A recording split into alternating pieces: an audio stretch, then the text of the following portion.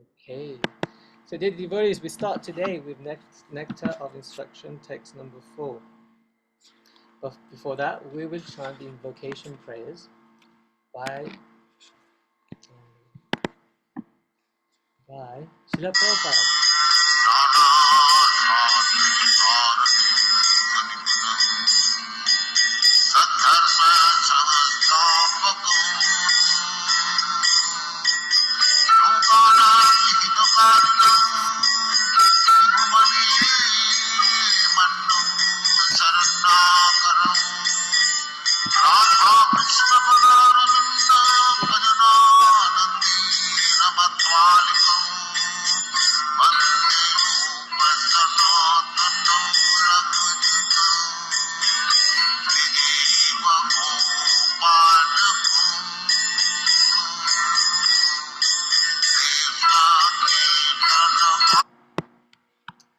I offer my respectful obeisances unto the six Goswamis, namely Shri Rupa Goswami, Shri Sanatana Goswami, Shri Raghunath Bhatta Goswami, Shri Raghunath Dasa Goswami, Shri Jiva Goswami, and Shri Gopal Bhatta Goswami, who are very expert in scrutinizingly studying all the revealed scriptures, with the aim of establishing eternal religious principles for the benefit of all human beings.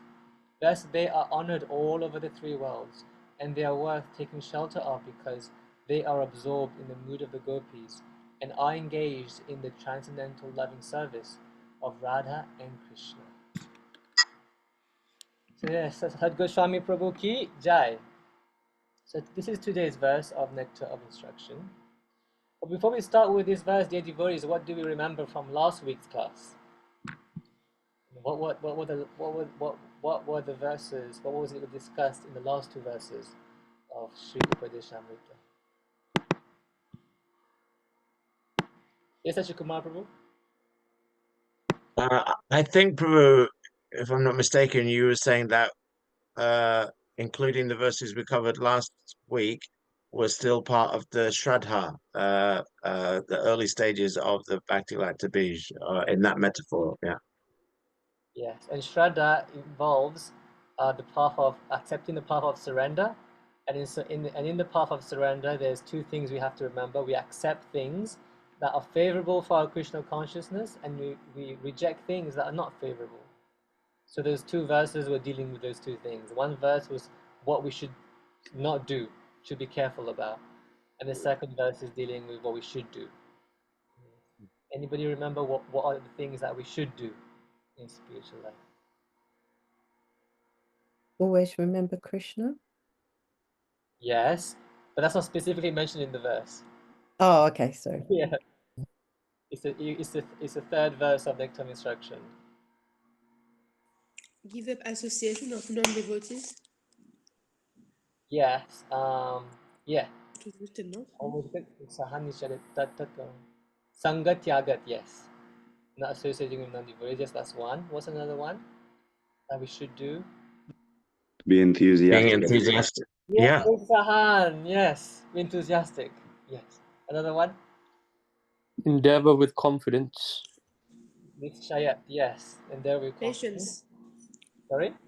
Patience, being patient. Being patient, yes, devotees. You won't reach Prema tomorrow. Well, you could. Anything is possible with Krishna, but most probably won't happen tomorrow. We should be patient. Yes, we should be patient. Very good. And what are the things that we should not do? That was the first verse. No, second verse. Being overly concerned for material things, collecting more than necessary. Pratyahara, that's the first one. Yes. Overconsumption. Yeah. Prajalpo. Prajalpa. Yeah. Yes, Prajalpa. Yeah, that's a big one. That's a big one. Yeah. Engaging in talk that's not beneficial, which involves gossiping. Is it one? Prajalpa also means like criticizing devotees is considered to be Prajalpa. It's the worst kind of Prajalpa. Yes. What else we should avoid, dear devotees?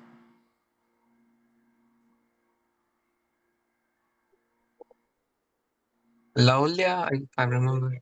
Greed, hankering for material things. Yes. Lolyam Chahya, he said Lolya. Association with worldly minded people. Jana Sangha, yes. We don't associate with worldly minded people. And then there's prayas as well.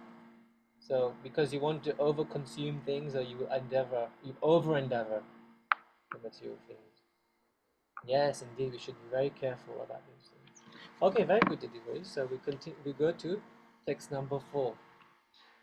Dadati pratigrinati guya makyati prichati unkte bhojayate chaiva sadvidam pritilakshanam.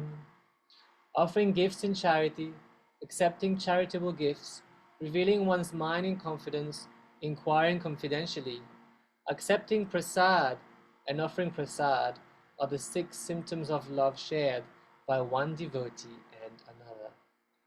So dear devotees, you will find that the first three verses of Upadeshamrita were basically to do with ourselves, with our own heart, controlling my own senses, things I should not do, things I should do in my own practice of Krishna consciousness. So now we're talking about, after we deal with ourselves, now we're talking about the devotees. How do we deal with the devotees? It's to do with the community of devotees now. So basically, you can see there's a certain logic here that first we have to sort ourselves out, then we can have nice relationship with devotees. Does that make sense? Because if I myself, I haven't controlled my mind, I haven't controlled my senses, I haven't learned to be a servant by proper sadhana, or at least get more realization in that regard, then how will I be in a loving and serving mood when I am with other devotees? So you will see this sadhu sangha, you see this verse is to do with the stage of sadhu sangha. Sadhu sangha is such an important part of spiritual life. Really important part of spiritual life. So here we have our kripa, and you find sadhu sangha. The second stage in the development of our Krishna consciousness. And Prabhupada says here, if you want to increase Shraddha, faith in Krishna, then you have to make association with the devotees. Sadhu, this word, Sanskrit word, is meant for the devotees, the lover of Krishna, sadhu sangha. So we should associate with the lover of the devotees. I had this statement made the other day by one devotee. He said, if you want to be a drunkard, you have to be with a drunkard. Well, because otherwise it's not going to happen on your own. So if you want to be a lover of God, you should be around the lovers of God. And Chaitanya Charitamrita says, Krishna Bhakti Janmamula Haya Sadhu Sangha. The root cause of devotional service to Lord Krishna is association with advanced devotees. And even when one's dormant love for Krishna has awakened, meaning like when you've already reached the level of Krishna Prema, Sadhu Sangha is still most important, because Sadhu Sangha will nourish our Krishna consciousness, our love for Krishna still. There's this nice verse that says, Sadhu Sangha Sarva Siddhi Hoy, Lava Matra Sadhu Sangha Sarva Siddhi Hoy.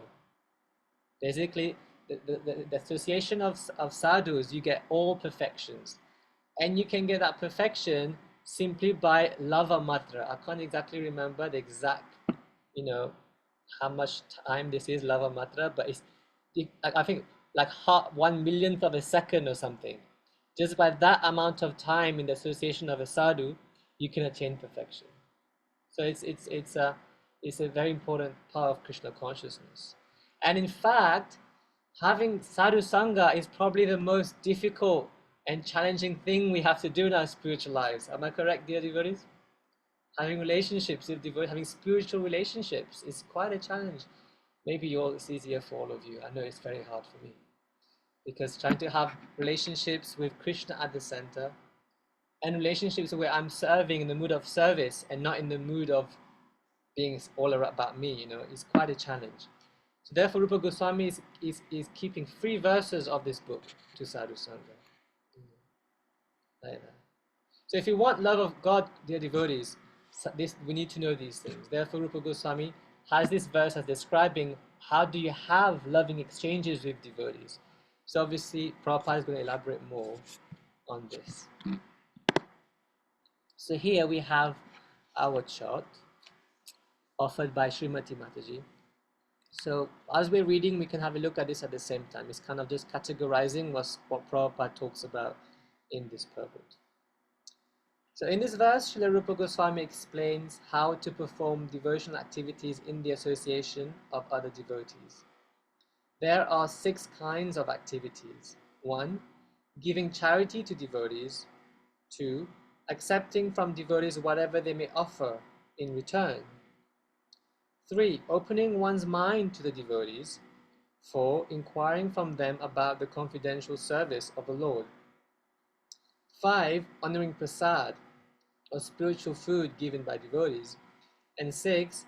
Feeding the devotees with prasad. An experienced devotee explains, and an inexperienced devotee learns from him. This is Guyam Akyati Prichati.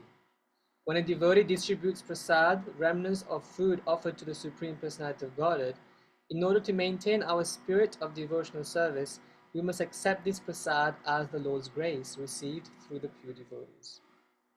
We should also invite pure devotees to our home, offer them prasad, and be prepared to please them in all respects.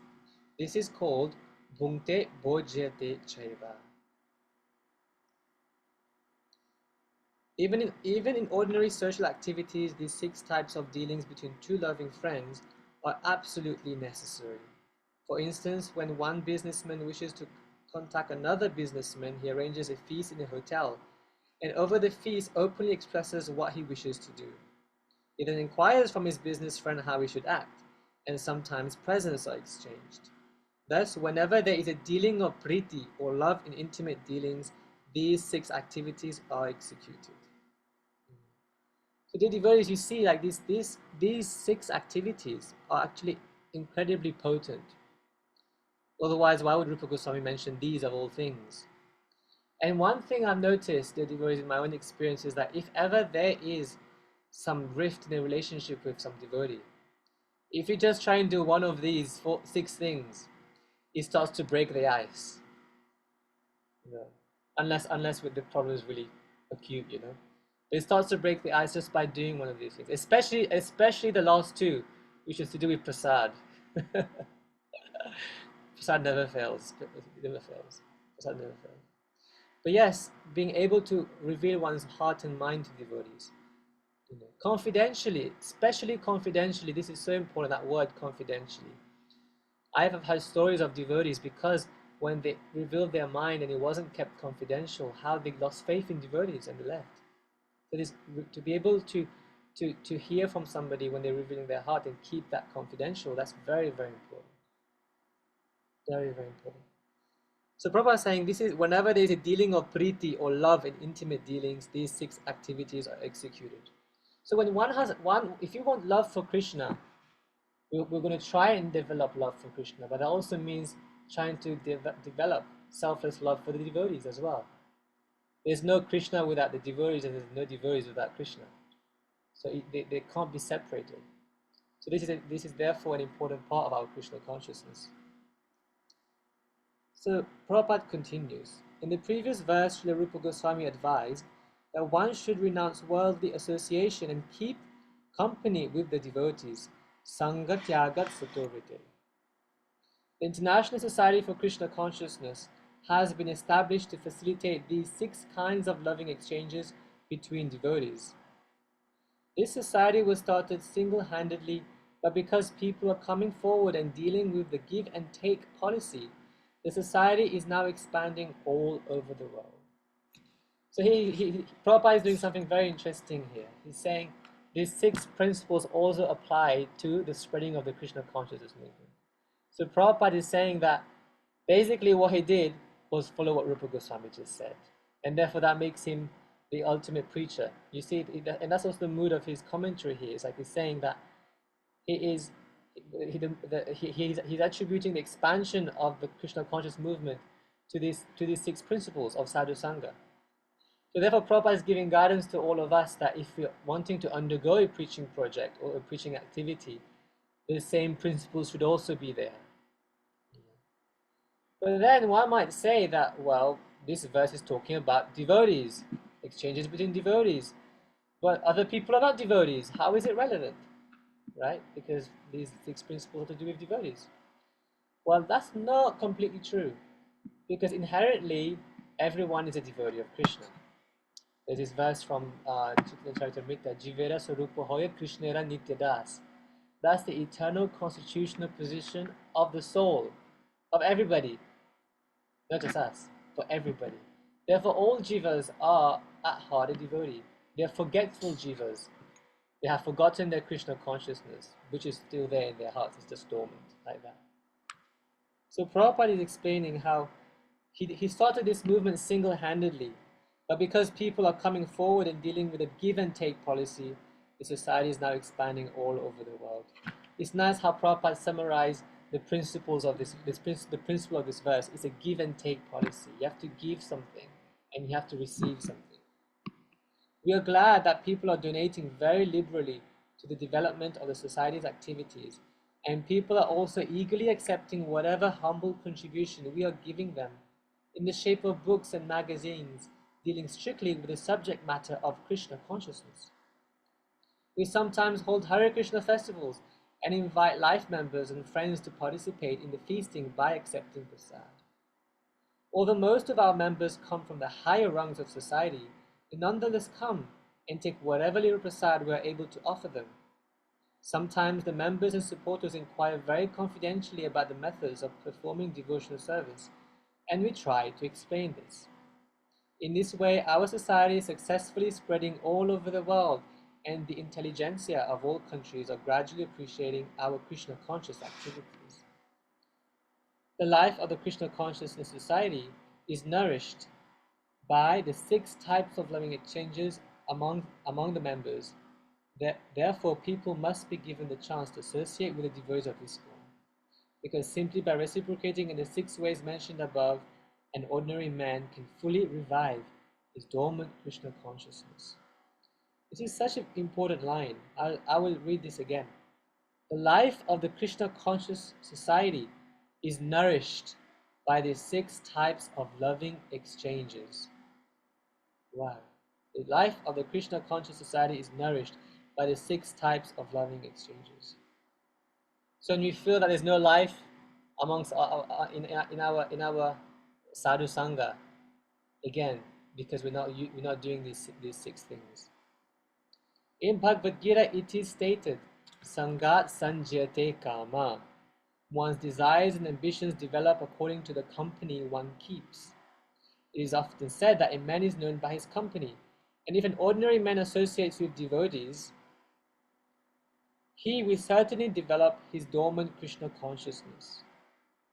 The understanding of Krishna consciousness is innate in every living entity and is already developed to some extent when the living entity takes a human body.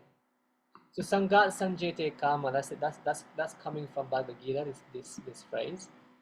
Basically, you become what you associate with, what you remain in touch with, you become that. And that's very interesting because one devotee described sadhu sangha to be like osmosis. Have you heard of the term osmosis before? It's from biology. So, where's my thing? Here it is. Yes. So osmosis is a biological phenomenon that happens when something to do with what it says, when water molecules move across a semi-permeable membrane from an area of high concentration to one of low concentration, until both solutions have the same concentration of water. It's a bit complicated, but to put it simply, you're absorbing what's in the environment.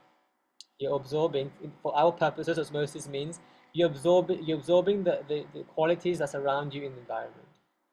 So sadhu sangha is like that, and Bhaktivinoda Thakur nicely described how just by being around a devotee, just by being around a devotee, when one comes in contact with a Vaishnava whose heart has been melted by Hari Bhakti Ras, it is then that he loves to imbibe the sweet principle of bhakti devotion by following his holy footsteps. So Jiva Goswami also describes that just by being in the physical presence of an advanced devotee, it is very powerful. It starts to change you. And I don't know if you've had this experience when you've been around, if you've been in close proximity to great souls, exalted souls, just your thinking changes. Just by being in their presence, you're just imbibing the potency of their chanting, the chanting of Hare Krishna. When they're speaking about Krishna, it's very, very powerful. Just like being in close proximity and hearing that sound vibration is very, very special. And by being close to them and hearing from them, their attachment to Krishna rubs off from you. Have you all experienced that somehow? Like you're close to the devotees and you're like, wow, I'm so Krishna conscious. And when I leave, oh, back to square one. Like, oh, I have to fly my own plane now. But that's why we have to get, when these sadhus come, we have to run to get their association. It's like breathing. For us, sadhu sangha is like breathing. We need it to remain alive in Krishna consciousness. We run to get it. So Bhakti Thakur says, he continues to say, by constant study of Krishna Bhakti, he slowly washes off his Maya condition and in the end obtains his true nature. Satsanga, or the company of spiritual people, is the only means to obtain the ultimate object of man. Bhakti is a principle which comes from soul to soul, and like electricity or magnetism in gross matter, it conducts itself from one congenial soul to another. So from one congenial soul to another, we just have to be congenial. You have to be receptive to it. Just being around them. But also being around, to be congenial also means that we're placing ourselves in a position where we can receive this great treasure, meaning we serve them and we're here with submission. The right mood has to be there. Yes, Purnakishore Prabhu. Yes, I'm enjoying this very much. It's very good. I just thought I'd add a slightly different angle, if I may, to the point. I mean, we obviously we are all trying to go back to the spiritual world, where we are going to hang around with devotees. So we need to know how to behave when we go back to the spiritual world, so we don't get kicked out of there again. And so the litmus test of that is obviously a precursor to that is you have to do this because you have to see where your false ego is and where your sense of, Chaitanya one of the golden rules is, I want to be the devotee of the devotee, servant of the servant of the servant, that's where I'm going to get my accelerated mercy to go back to Godhead. And so how we react with others is always, especially if we're taking diaries or whatever, it's always a good litmus test of where we are in terms of dematerializing ourselves and getting ready for that journey back to Godhead, back to the spiritual world. Because we've become inherently selfish, and we now have to we have to live a life that everything that we do is for Krishna, and that means that hanging around with people who love Krishna and also being around them in a way that Krishna would be happy with, not that we would interact with them in a way Krishna is present indirectly as a super soul. He doesn't want us to have fracases and fights and not be loving in those relationships, because he's always watching and keeping our scorecard for when we leave the body. So I thought I just wanted to mention that kind of, ultimately we have to go back and get on with other devotees anyway. That's our aim, So this is critical, isn't it, for that? So sorry. Well, that's very nice, Prabhu. Thank you so much. Yes, it's a limit. This is our training ground, so to speak, isn't it? We're getting trained to like how to be there in the spiritual world. I remember I had this realization as well when I was fortunate enough to be able to serve my spiritual master as his personal servant for like almost 2 months, and I was with him and I realized, oh God, this is like training ground for the spiritual world. Like I can clearly see how I'm always thinking of myself, because when you serve the spiritual master as a personal servant, you always got aware of his needs. What does he need next? What does he need next? And you don't have time to think of yourself. And then you realize, okay, yeah, I've got this much more to work on. So, but here's something very, very nice that Satyaraj Prabhu in the Bhakti Godhead magazine described. Talks about Sangha, the term Sangha, Sat Sangha, Sadhu Sangha. So the term Sangha itself is divided into two words, Sa and Anga.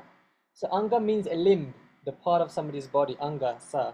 So basically Sangha, Sa Anga means to become part of another person. You become attached to the limb, you become like a limb to the other person. So therefore, and the word Sangha is derived from the root Sanj, which means adhesion, dedication, or devotion. So therefore, basically, real Sangha really means you're going beyond. It goes much deeper than just being in somebody's physical presence. It's actually referring to a very close exchange, actually heart-to-heart exchange with a devotee, you know, where basically the interior of the sadhu deeply interacts with the interior of the recipient. This generally occurs via the transmission of sound, which is why the chanting of the holy name and receiving spiritual instruction are at the heart of sadhu sangha. In the end, sadhu sangha is when two hearts unite for a higher spiritual purpose. I thought that was very deep and very sweet. That is true sangha. It's like deep. You're one with the instruction. You're one with the vani of the great devotees. That's something for us to aspire for. Let's continue to read what Prabhupada says. It is said in the Chaitanya Charitamrita, Madhya Lila 22:107. Nitya Siddha Krishna Prema Sajaka Binoy, Shravanadi Shuddha Chitte Koro Ye Udoy. Pure love for Krishna is eternally established in the hearts of living entities. It is not something to be gained from another source. When the heart is purified by hearing and chanting, the living entity naturally awakens. Since Krishna consciousness is inherent in every living entity, everyone should be given a chance to hear about Krishna.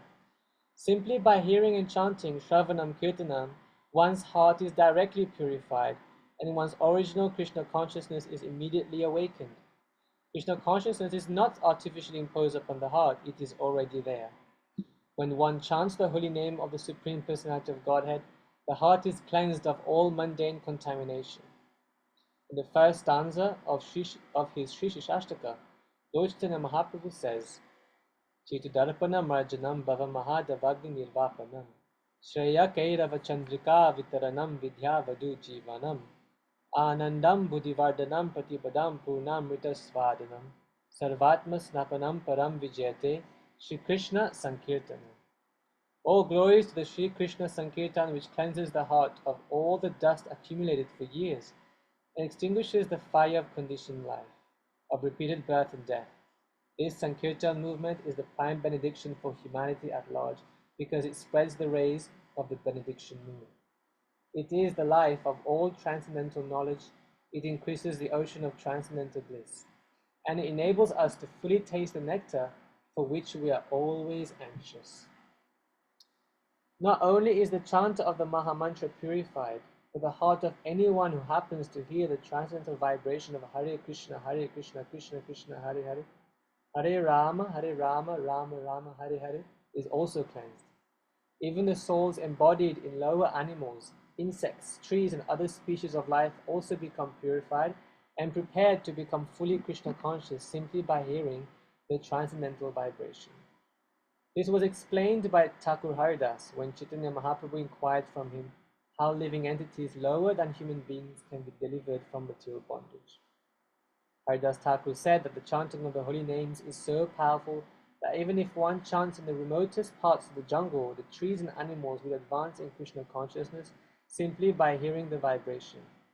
This was actually proved by Sri Chaitanya Mahaprabhu himself when he passed through the forest of Jarikanda. At that time, the tigers, snakes, deer, and all other animals abandoned their natural animosity and began chanting and dancing in Sankirtan. Of course, we cannot imitate the activities of Sri Chaitanya Mahaprabhu, but we should follow in his footsteps. We are not powerful enough to enchant the lower animals such as tigers, snakes, cats, and dogs, or entice them to dance. But by chanting the holy names of the Lord, we can actually convert many people throughout the world to Krishna consciousness. Contributing or distributing the holy name of the Lord is a sublime example of contributing or giving charity with the Dati principle.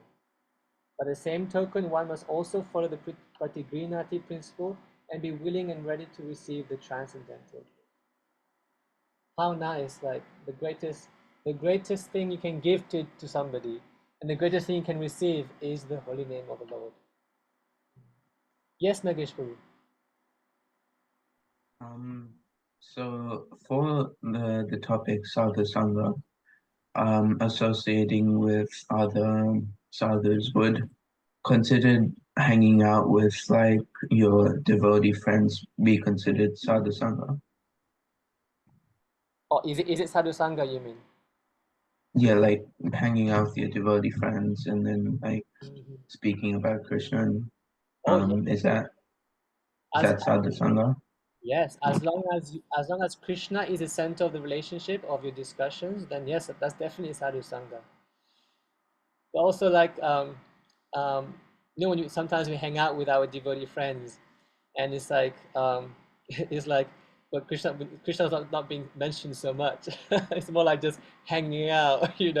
We all have those moments. That probably would not be so much sadhu sangha. Of course, we should. It's only natural that we just have a laugh sometimes, like a few jokes like this and that.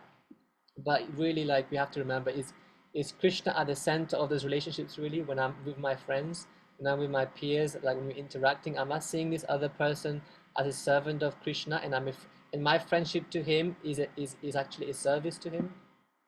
So these deeper questions it's good to ask ourselves. Then the sangha becomes deeper, the friendships become deep. I myself, I've had friends where we laugh like anything, we get along like anything. But I've asked myself that question: oh, how much is Krishna at the center? And I realized, oh, maybe not. How much is the purpose of this relationship to nourish one another in becoming more attached to Krishna? Because that's what sadhu sangha is. You're nourishing one another in trying to become more Krishna conscious. Yes, Sachikumar Prabhu. Hare Krishna, Prabhu. Thank you. Yeah, I was as you were just reading there, the bit that stuck out for me. It says here, but by chanting the holy names of the Lord, we can actually convert many people throughout the world to Krishna consciousness. And for some reason, we may have heard that before, but as I was hearing it this morning, what was coming up is this idea in the introduction to the Bhagavad Gita, where Prabhupada talks about Sanatan Dharma. So it's not that we're converting somebody from Muslim to a Christian or to a Hindu or a Buddhist or something like that. So I was just wondering there, when Prabhupada's talking about conversion, Yeah. Well, I guess sometimes to convey certain idea, Prabhupada would use certain words. And remember, English is not Prabhupada's first language.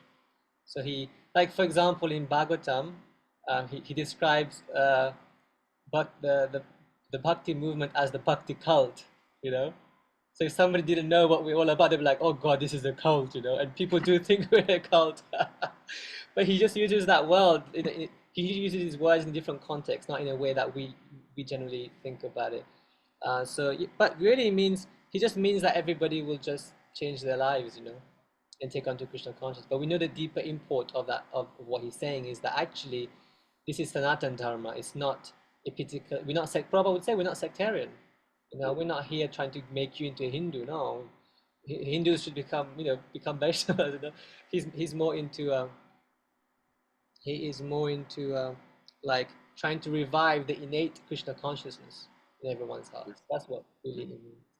But yeah, these words, nowadays you hear words like convert or cult, you're like, oh my God, it's a bit of a too preachy. But Prabhupada's mood was more about sharing Krishna consciousness and reviving what we've all lost and forgotten. thank you, Prabhu. Yeah. So one should inquire about the Krishna consciousness movement and open his mind in order to understand the situation of this world. Thus, the Guyam Akiti Prichati principles can be served. The members of the International Society for Krishna Consciousness invite the Society's members and supporters to dine with them when they hold love feasts in all their branches every Sunday. Many interested people come to honor Prasad, and whenever possible, they invite members of the Society to their homes and feed them sumptuously with Prasad. In this way, both the members of the Society and the general public are benefited. People should give up the company of so-called yogis, gyanis, karmis, and philanthropists, because their association can benefit no one. If one really wants to attain the goal of human life, he should associate with devotees of the Krishna consciousness movement, because It is the only movement that teaches one how to develop love of God. Religion is the special function of human society, and it constitutes the distinction between human society and animal society. Animal society has no church, mosque, or religious system. In all parts of the world, however downtrodden human society may be, there is some system of religion. Even tribal aborigines in the jungles also have a system of religion. When a religious system develops and turns into love of God, it is successful. As stated in the first canto of Srimad Bhagavatam, Savai Pumsam Paro Dharma Yutur Bhakti Adukshaje Ahitukya Pratihataya Yatmasu Prasidati. The supreme occupation, Dharma for all humanity, is that by which men can attain to loving devotional service unto the transcendent Lord. Such devotional service must be unmotivated and uninterrupted in order to completely satisfy the self.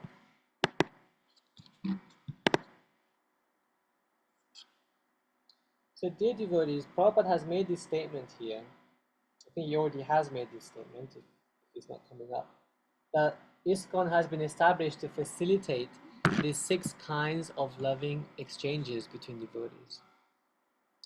So, dear devotees, how successful have we been in this regard? Have we been successful in facilitating these 6 kinds of loving exchanges? What do you all think? I mean, I guess it'd be different. It'd be different in different parts of ISKCON, right? Like, I mean, UK might be different. Some devotees in Australia might be different. Somewhere in India it might be different. But what do you think? Have we been successful? Yes, Sachikumar Prabhu. Well, I'm thinking one of the favorite places that I like to be is in the queue for Rath Yatra. And when I'm there and I see, I never did like with the clicker, like counting the numbers, but it takes quite a long time to get through that queue at Rath Yatra. There's like thousands of people there. And so I would say that for me is in terms of like KPIs, key performance indicators, that's definitely an indicator of having distributed a lot of prasadam. Yes, definitely. I think prasadam wise, the last 2 Bhungte Bhoje Ate Cheva, we're doing pretty well prasadam wise.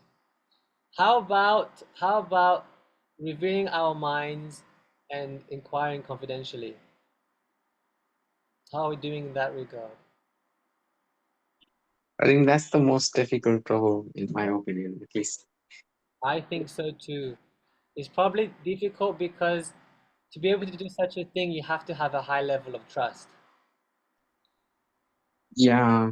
And I was going to ask this question. Have written that Sadhu Sangha, and it's a community of devotees already. So we live in community of devotees. So we can say, okay, everybody is like a devotee. So, but then which sadhu we can associate with? Because oftentimes then there are many advanced ones, but they don't want to associate with someone like us. And sometimes they want to associate and then we don't want to associate with them. So there's always so many if-else conditions came in between. So the question was, which sadhu? Yeah. Well, the next verse of Upadeshamrita deals with that. Okay, thank you. Having exchanges, so it's describing, okay, so you have to know that all devotees are not the same. So the next verse we discuss that, definitely. But yes, we have to sharpen our our power of discrimination. Like basically, we have to discriminate between devotees and know who do we reveal our minds to and who we don't. You know, all these different subtleties and etiquette as well to do with that. For example, don't go revealing your troubles to your junior. For example, somebody who's like junior to you in age and junior to you in terms of Krishna consciousness. Don't do that because they will get flustered and they might end up like talking to other people, because they can't handle it. And usually and then we have to go to somebody senior as well to reveal our minds. Generally should be to our seniors, we should reveal our minds to. And also peers as well, but peers who are like, maybe not all your peers, there's some who are like you know, by experience, you can reveal your mind to, and it'll be there. Yeah, I would probably say that's probably the most difficult one, based by my own experience and based on what I've seen with other devotees as well. It can be very challenging.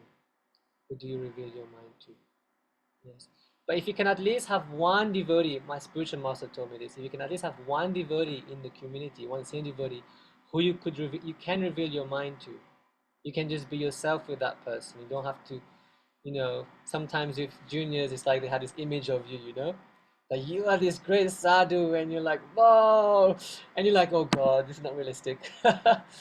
And it's like you go burst their bubble, they get really annoyed, they get upset, so you can't do anything. So at least you can go to this one senior devotee who you just be yourself with. That can keep you going, and that's important. We should be able to have these devotees, you know, that we can reveal our mind to. And giving and receiving gifts, dear devotees. Yeah. Giving and yes, Sachikumar. Sorry, Prabhu, I was just responding. It was a bit of a late reaction just on that point of sadhu sangha, but it also might be related to giving gifts. Recently, I was attending some training for civil service training, like people applying for jobs in the civil service. And one of the key things that they were expressing there was about the importance of what they call networking. And whilst it might not be exactly, you know, sadhu sangha or, you know, developing the, you know, learning how to sadhu sangha in the sense that Rupa Goswami's, it is a kind of way where people look to fulfill on what's important to them by in associating with other people, like-minded people, or people who are more advanced in their career, or they have some skills or some abilities like that. So I was thinking maybe one way for myself to look at this sadhu sangha might be a bit mundane, is some kind of networking, is learning to meeting other devotees. Like the other day I was giving class, and the lady was talking about one other lady whose husband was a non-devotee, and she'd asked for a mentor, and the advice was, okay, so you cook for your husband, and then separately you make your own offering. And so she did that for a few years, and eventually her husband said, you don't have to do that anymore. And then he became a devotee and gave up eating non-vegetarian. But why I was saying that is because in the association, that in the class when people were sharing, I really was getting that that's a kind of networking effect when people hear about that kind of life transformational effect in just like the everyday practicing of Krishna consciousness. So that was just part of what was coming up for me as you were just discussing about The power of association. You see, loving association. Yeah, and networking might occur as a little kind of mundane, but it's another way of maybe illustrating how powerful it is, our association. Yeah. Well, I don't think it's a principle these are principles that apply to both the mundane world and to spiritual life. Because if you remember a few paragraphs before, Prabhupada is basically describing networking in this business thing where you have a dinner, where you exchange ideas. That's mundane, right? It's networking, but the same principles are there in the material world, but the same principles are there in the spiritual world, because material world is but a reflection of the spiritual world, isn't it? So the same principle applies. So yeah, that's a nice way of seeing it, Prabhu. Thank you. Before we move on, there's just a few things I have written here that we can think about when it comes to six loving exchanges. You know, they said to be able to nicely do these exchanges, you know, with devotees, we have to probably understand a few things. Like there has to be respect and mutual appreciation between devotees from different ashrams. You know, respect and mutual appreciation between devotees from different ashrams. Like brahmacharis should respect grihastas, and grihastas should respect and honor brahmacharis. Not that, you know, often tends to happen. Brahmacharis think that, oh, we're you lowly grihastas, you know, and grihastas think, you little kids, brahmacharis, you think you're so great. You know, it seems to be, honestly, sometimes I think we've outgrown this as a movement, but sometimes it's still there. You know, Yeah, so that's not so good. You know, how can you have proper relationships if that's the mood? You know, we should respect and honor whatever phase of life you're in right now. You know, I know His Holiness Varanat Swami had to deal with that in Chopati many years ago, and like the brahmacharis were criticizing the grihastas and grihastas vice versa. You know, and what he did, he would go to the brahmacharis and glorify the grihastas like anything, and then he'd go to the grihastas and glorify the brahmacharis like anything. So they all began to appreciate each other, and it was fine, you know, like that. So yes, we should be able to respect and appreciate other devotees from different ashrams. We should also respect and appreciate devotees with different natures and varnas to ours. Sometimes there's clashes because our natures are different. We should have respect and appreciate others for that as well, because we're all different people. We have the different natures, and it's just natural, you know. You know, for example, I know me and my I don't know if all of you know him, but Muli Manohar Prabhu, he was the head pujari before me, and he's like a mentor to me. Our natures are completely different, completely different. Yet I would say he's one of the people that I trust the most in my spiritual life, and we get along very well because Radha and Nandishwara are the center of our relationship. Because what happens, first of all, Krishna is at the center. We're both aware of it, but also like we just appreciate each other's nature. Yeah, we respect and appreciate each other's nature, and it's like, okay, we can get along despite the differences. And also the third point I put here is about etiquette. I was talking about that earlier when Pratik Prabhu asked his question about junior and senior. You know, who do you reveal your mind to? There's junior and senior, there's peers. There's also between Matajis and Prabhus, you know. You have to be conscious of those things when we're trying to do the 6 loving exchanges, you know, like that. So essentially, we have to put Krishna at the center. So Prabhupada has this quote from the 11th canto of Srimad Bhagavatam. Therefore, one should remain in those places where the Supreme Lord is properly worshipped according to the Vedic standard. If everyone is dedicated to glorifying the personality of Godhead Krishna, there will not be any impediment in mutual association. If everyone is dedicated to glorifying the personality of Godhead Krishna, there will not be any impediment in mutual association. However, in a place where people have many different purposes besides the pleasure of the Supreme Lord, social dealings will certainly be disrupted. So Krishna should be at the heart. Guhanesh Prabhu, you had your hand raised. Was that by mistake, or did you have a question? Okay, probably by mistake.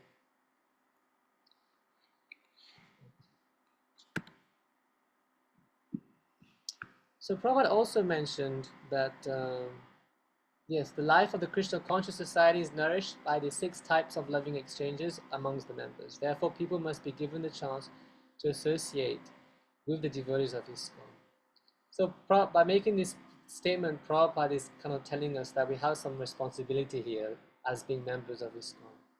You know, if we're inviting people of the world to come and associate and get the benefit of a life in Krishna consciousness, and then we have to be examples ourselves. Prabhupada in the 5th canto of Bhagavatam, he says, this Krishna consciousness movement is therefore trying to give everyone a chance to associate with saintly people. Therefore, all the members of this Krishna consciousness movement must themselves be perfect sadhus in order to give a chance to fallen conditioned souls. This is the best humanitarian work. Yeah, so because if we don't try to become good sadhus, what faith will we give to others? Because people will want to take on the process only if there's some faith and trust in devotees. So we have some responsibility here, the devotees. We have to become better, you know. We have to become the better versions of ourselves. If the members of human society actually want peace of mind, tranquility, and friendly relations between men and nations, they must follow the Krishna conscious system of religion, by which they can develop their dormant love for Krishna, the Supreme Personality of Godhead. As soon as people do so, their minds will immediately be filled with peace and tranquility. Yes, Nagesh Prabhu. So Ghosh can't talk, but he told me to ask what I think it's like one second. Sorry, Prabhu, I didn't hear you properly. So Ganesh can't speak right now, but he told me to ask, like, how Well, is it easy? this question on the chat now. Oh no, that was a question I asked previously. Oh, Yeah, he has another question. He's asking, how's it easy to reveal your mind to peers, but with adults it's hard because it's well, we feel that like they're more senior and like I don't know how to say it, but like they I can like it's say it. hard Okay. to yeah. So Yeah. because the adults are like our parents, it's hard for all the youth to tell them about everything. And then what happens is it ends up inside the youth. There's things happening like because it's at this age where we're all devotee kids, but then some people are like going outside of the boundaries of Krishna consciousness. And then all the youth know about it. But then we can't tell any of the parents because it breaks the confidentiality between us. And then we're scared that if we tell the parents, the kid gets in trouble, then the kid will never tell us anything. And it ends up just being like they'll get cast out. yeah. So what do we do about that? Yeah. Oh, Prabhu, this is difficult. Yeah, Yeah. what I have found is that with devotee youth, because I also grew up as a devotee in Mauritius, and I can relate to what you're talking about. That yes, it's true. Like as you grow, especially in that phase of life, it's like it's true. It's like which seniors can you speak to? And I remember trying to speak to all the devotees, and it just would not get me what I'm trying to say. And it's a bit unfortunate that we have senior devotees who cannot relate to the younger generation, especially devotee youth. They cannot relate, and that causes these problems. That's for sure.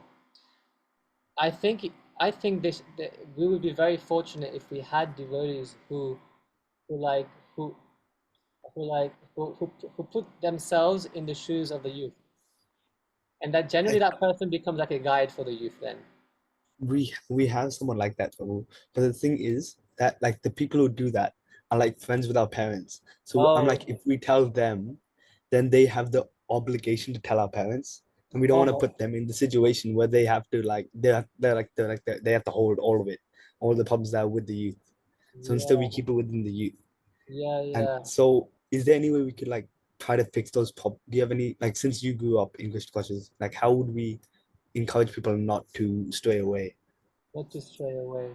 You know, like when you're young like that, being preachy is not going to help. All you can really do is to be just a really good friend to them and show them that you're always there for them. And then what happens is that relationship that will bring them back. Yeah, it's the relationship that will bring them back. Because at that age, it's like the philosophy is not the most important thing. Usually, it's not usually the most important. It's the relationships. So if the relationships are tight and they're close, and you keep the confidentiality, then at least that person can still trust you, I would say. But then you were talking about this other senior devotee who you can reveal your mind to, but who feels that they're obliged to tell the parents. I mean, I'm wondering, like, if they're doing this service of being like a mature person in the lives of the youth, then they shouldn't be doing that. I would say they should be understanding that there's confidentiality We involved. haven't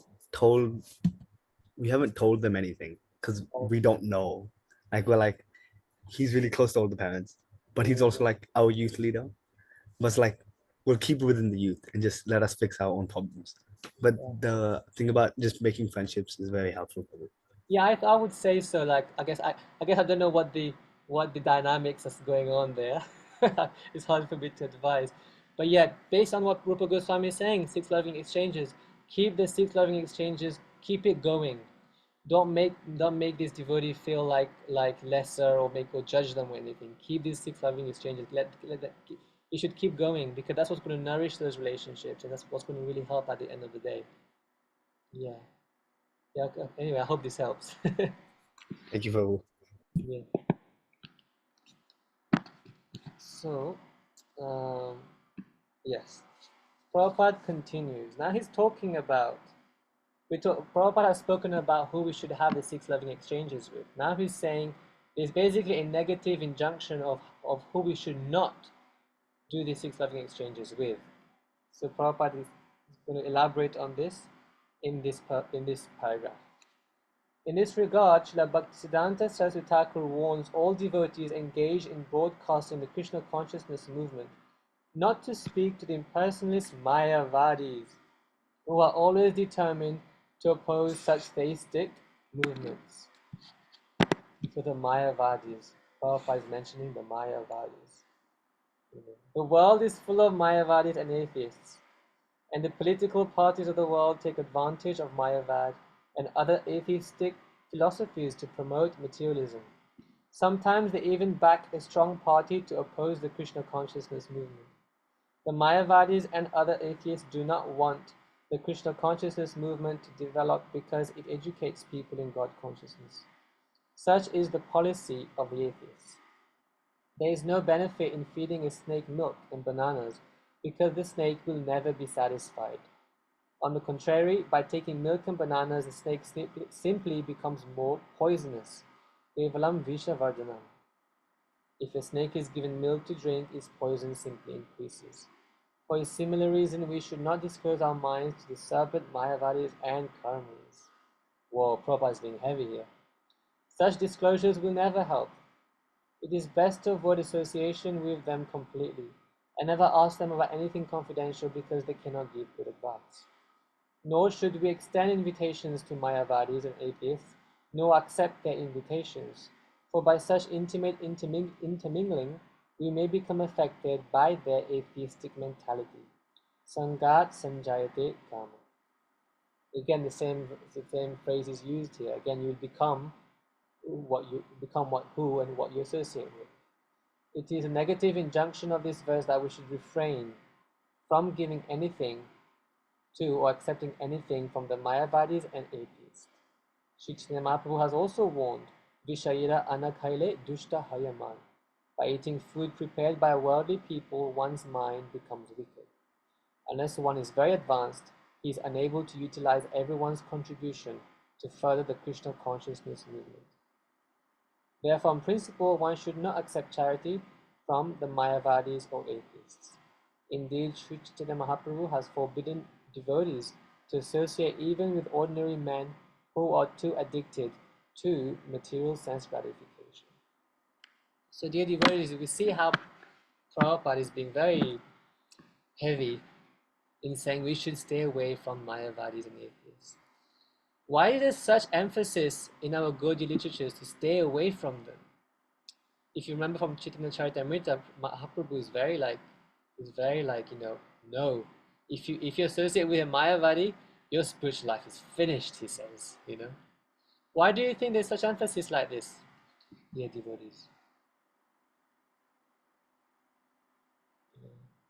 I know one time when Prabhupada in the early days of the movement in New York, when there was just very few people coming to see him, Prabhupada used to be heavy about the Mayavadis as well.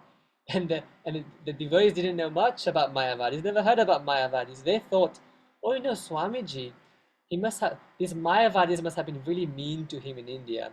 They must have done something to him in India, therefore he's upset with them. Therefore he keeps talking about the Mayavadis like that. It's only later they've understood, like, okay, it's more than just that. Yes, Sachikumar Prabhu.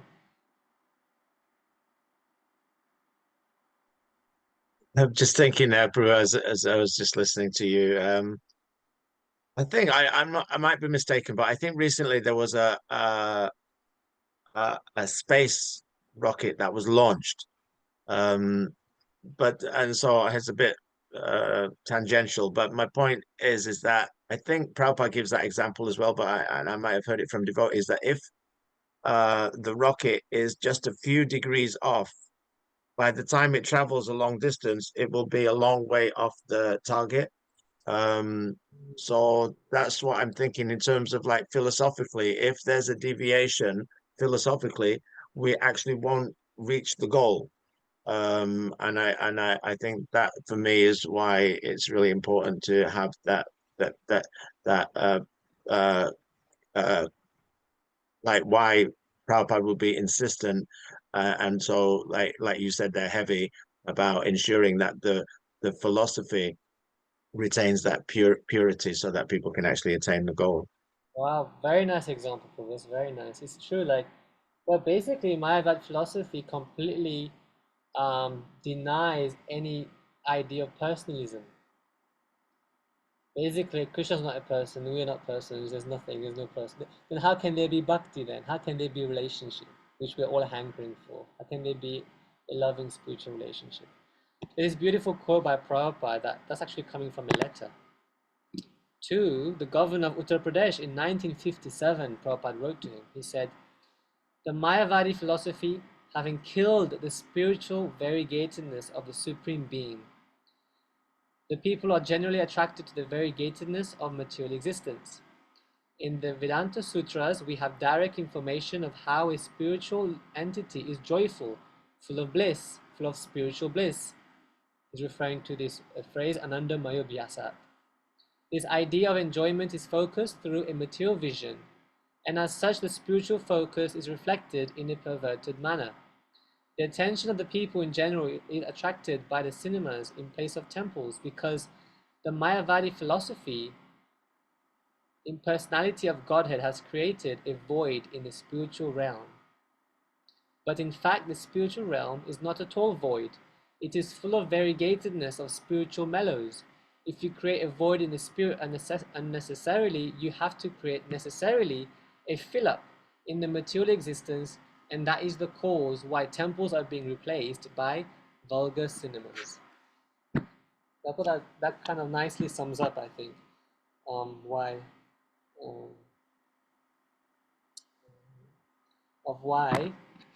we have to be careful about Mayavadi philosophy.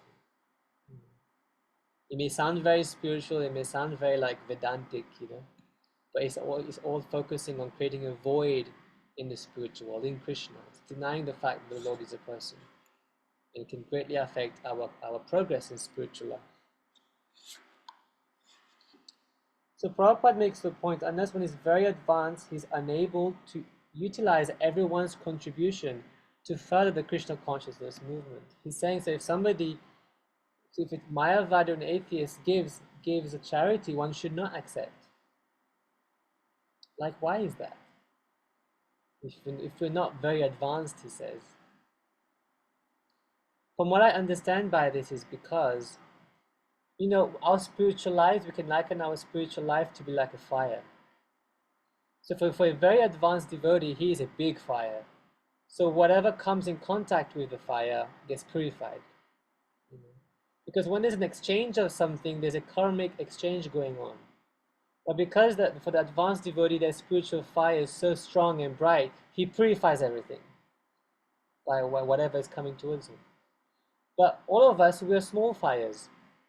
We're chota fires, small. Anything big that comes can easily just like suffocate and switch it off, So we have to be very careful. I know one Maharaj was sharing once how somebody was giving him a donation, but it was a donation that was acquired by illegal means. Some kind of not so good, some of where it came from. So that Maharaj didn't take the donation. He said, "No, I can't take it." So we have to remember, like, until we reach the level of bhava and prema, dear devotees, we're not completely free from the modes of nature yet. Our karma is not completely gone, isn't completely eradicated. Our false ego is still there, like that. So therefore, we have to be very careful, we're very cautious in the way we navigate in the material world.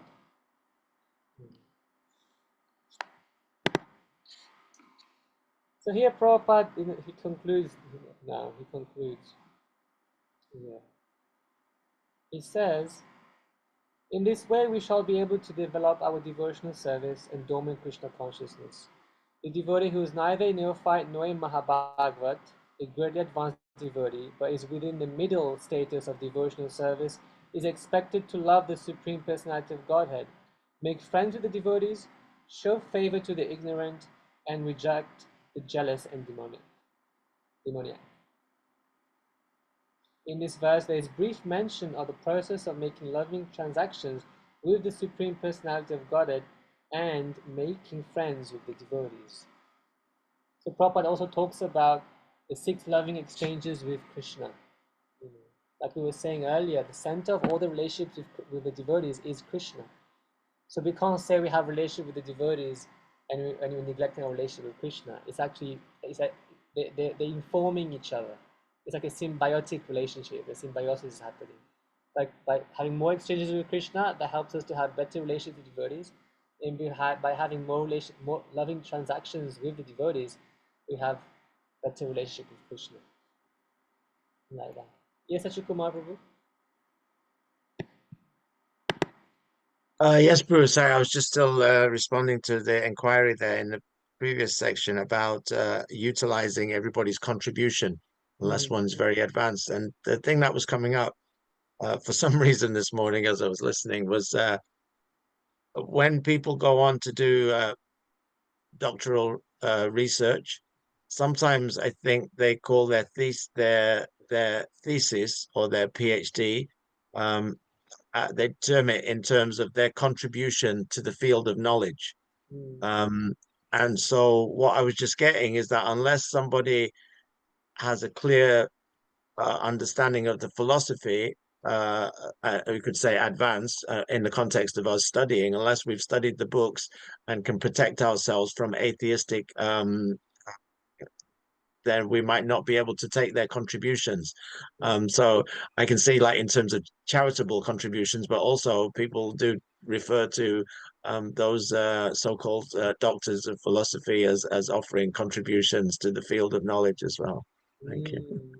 Very nice, thank you. Thank you. Yeah.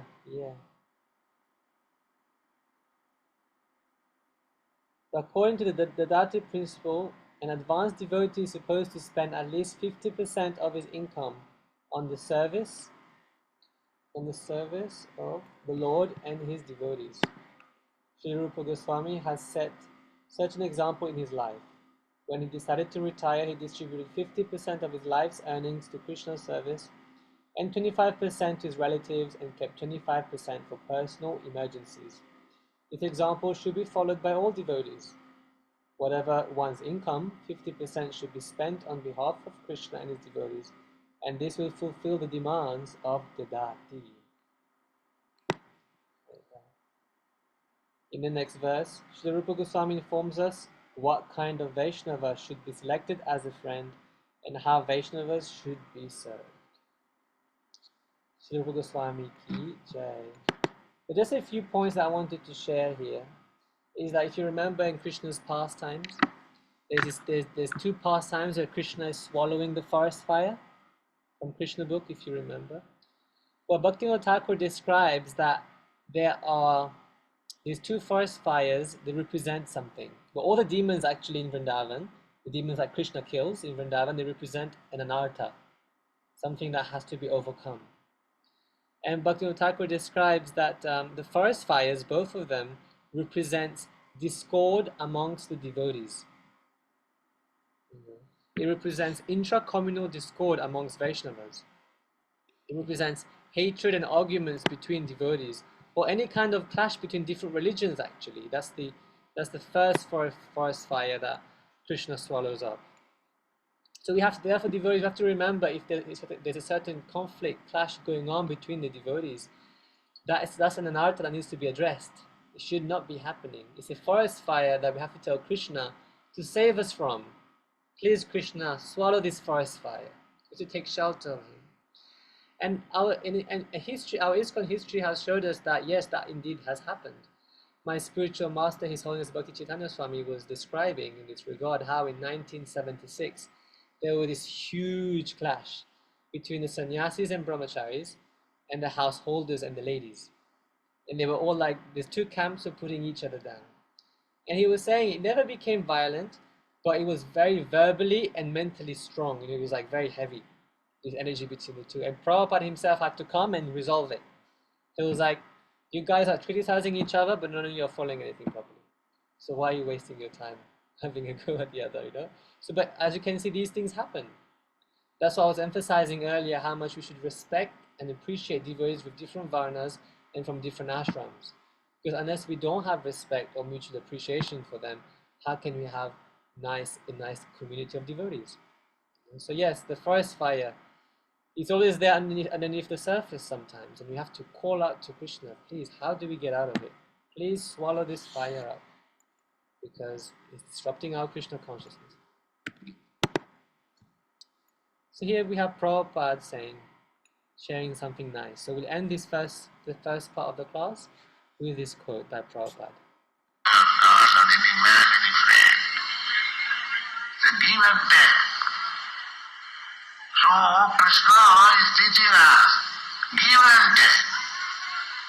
You give something, Krishna is begging. You try to love me. Learn how to love me. Give me. Sir, I have nothing to give you. Oh, you cannot collect a little fruit and flower and leaf, a little water. Oh yes, why not? Anyone can do. So, the Krishna consciousness movement is so nice. You can make direct friendship with Krishna. You can become direct servant of Krishna. Or in higher stages you can become father and mother of Krishna.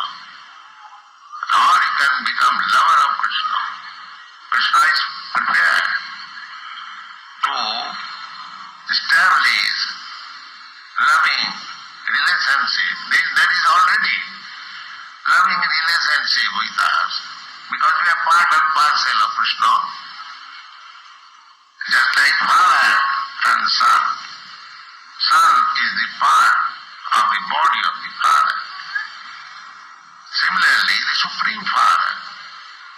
So, as the relationship between the father and the son cannot be broken,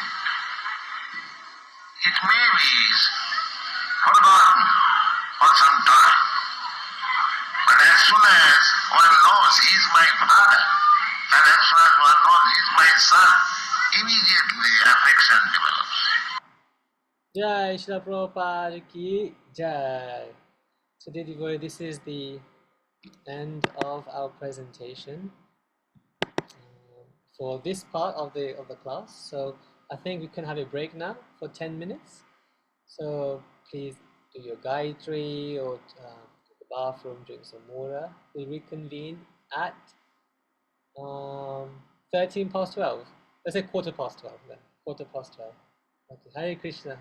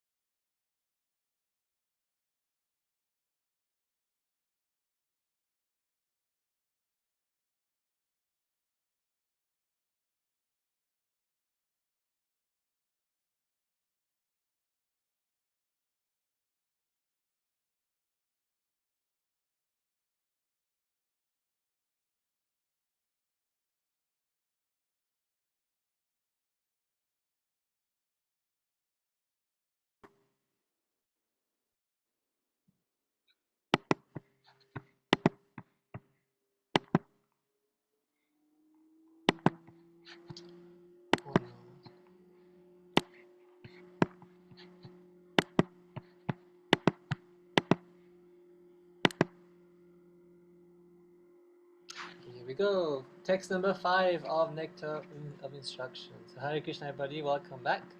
We'll continue with our second session of Nectar of Instruction, and we will now be discussing text number 5.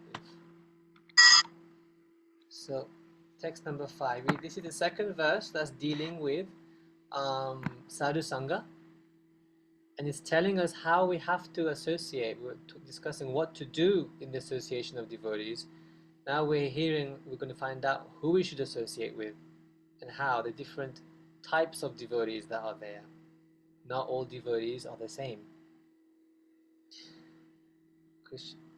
Krishneti yasya giritam manasadriyeta jikshasti chet pranatibhischa bhajantam isham shushrusaya bhajana vigya mananya manya nindadi shunya ridamipsita sangalabdhya. One should mentally honor the devotee who chants the holy name of the Lord. One should offer humble obeisances to the devotee who has undergone spiritual initiation, diksha, and is engaged in worshipping the deity. And one should associate with and faithfully serve that pure devotee who is advanced in undeviated devotional service and whose heart is completely devoid of the propensity to criticize others. So dear devotees, we're seeing the different categories of devotees being described here. There's something interesting you'll find in this verse and purport by Prabhupada. So the way Prabhupada will describe these 3 types of devotees be described in this verse, the way he will begin the discussion of the 3 different types of devotees, he will use the classical terminology of Kanishta, Madhyam, and Uttama. You've probably all heard of it. This, my spiritual master was explaining how actually in this verse is not, these definitions here do not necessarily correspond exactly to Kanishta, Madhyam, and Uttam. And as you will see later on, I'll explain how Kanishta, Madhyam, and Uttam can be understood in different ways. I think there's 2 different ways. Basically here, the first one, they describe one should mentally honor the devotee who chants the holy name of the Lord. That basically describes somebody who's just chanting the holy name. You could almost say the pre-initiation phase. They haven't got initiated yet. Then he describes the second type of devotee. One should offer humble obeisances to the devotee who has undergone spiritual initiation, diksha. That's referring to somebody who's got not first initiation. That refers to one who's got Brahmin initiation. We will explain that later why that is, because according to the Vedic standard, diksha refers to second initiation, not first. And is engaged in worshipping the deity. And the third one should associate with and faithfully serve that pure devotee who is advanced in undeviated devotional service and whose heart is completely devoid of the propensity to criticize others. That's the highest standard of devotee. Okay, so now we will go through Srila Prabhupada's purport. So we're still dealing with Sadhu Sangha. As we have been told, if one wants to increase Shraddha, then you have to make association with the devotees. So, dear devotees, there are 3 types of devotees here being described. And as I was saying, there are 3 terminologies that's going to be used in this purport. So you have Kanishta, which means beginner, elementary. Then you have Madhyama, intermediate or middle. If you remember in the previous purport, in the last paragraph, Prabhupada was describing the devotee who's midway through devotional service. That's the Madhyam devotee. And the third one is Uttama, the highest. So one thing that you'll find in this purport when Prabhupada is discussing these 3 types of devotees, first what you'll find, you will find first a general description he's giving. Then you'll find that he's giving a definition according to love and attachment. And then also you'll find him giving a definition according to knowledge and faith. So this is an interesting thing that you'll find. So there's 2 types of definitions according to love and attachment and knowledge and faith. They do not necessarily correspond to each other. They're describing devotees in different ways. So just be aware of that. But Prabhupada brings all of them together more or less like that. So first we will be seeing the general description that Prabhupada is giving. So let's begin the purport. In order to intelligently apply the sixfold loving reciprocations mentioned in the previous verse, one must select proper persons with careful discrimination. With careful discrimination. So if we're going to discriminate, we need to know who's who. Srila Rupa Goswami therefore advises that we should meet with the Vaishnavas in an appropriate way according to their particular status. In this verse, he tells us how to deal with three types of devotees: the Kanishta Adhikari, Madhyama Adhikari, and Uttama Adhikari. The Kanishta Adhikari is a neophyte who has received the Harinam initiation from the spiritual master and is trying to chant the holy name of Krishna. So here you find the Kanishta, and the general description is this: he has received Harinam initiation and is trying to chant the holy name of Krishna. The Kanishta is not limited to this definition, but it's one characteristic of the Kanishta. So he is referring to somebody who's got first initiation. One should respect such a person within his mind as a Kanishta Vaishnava. Now he describes the Madhya devotee. A Madhyama Adhikari has received spiritual initiation from the spiritual master and has been fully engaged by him in the transcendental loving service of the Lord. The Madhyama Adhikari should be considered to be situated midway in devotional service. So again, you have another general description of Madhyama. Again, this is a characteristic of the Madhyama, but it's not limited to this definition. There's more details to come. Then you have the Uttama devotee, Uttama Adhikari. The Uttama Adhikari, or highest devotee, is one who is very advanced in devotional service. An Uttama Adhikari is not interested in blaspheming others. His heart is completely clean, and he has attained the realized state of unalloyed Krishna consciousness. So it means pure Krishna consciousness without any motivation at all. According to Srila Rupa Goswami, the association and service of such a Mahabhagavat or perfect devotee are most desirable. So Uttama Adhikari is somebody who's a Mahabhagavat. So Prabhupada mentions one interesting point, that the Uttama Adhikari is somebody whose heart is completely devoid of the propensity to criticize others. He is not interested in criticizing others. So this is interesting, dear devotees. Of all the qualities that the highest devotee has, the Uttama Adhikari has, he has many wonderful qualities, but of all of them, Rupa Goswami, he decides to mention this one. His heart is completely devoid of the propensity to criticize others. We may wonder, why did he choose this one? Well, dear devotees, one reason we could surmise is because criticizing means envy. It means envy. And for the Uttama Adhikari, for the Mahabhagavata, as Prabhupada is saying, this is topmost devotee, completely purified. They know who they are, who their relationship is with Krishna. They are engaging in loving interactions with Krishna. For them, there is no envy. And therefore, it clearly shows, as opposed to us, we are still dealing with envy. It kind of really shows how this big distinction between the Mahabhagavata and us, and how much work we have to do. In spiritual life and envy, they don't work together. Therefore, we have to eliminate envy at all costs. We have to work on it. If we're envying other devotees, envying other people, that means we're envying Krishna. So Srila Bhaktisiddhanta Saraswati Thakur has warned in his commentary to this verse that if we envy any devotee, even if that devotee is the Uttama Adhikari or Madhyam or Kanishta, if we envy one of these types of devotees, any of them, one will fall down to the platform of impersonalism, he says, and loses all power to benefit others or even himself. Therefore, those who are trying to advance in Krishna consciousness should not endanger their transcendental experience by unnecessarily criticizing other Vaishnavas.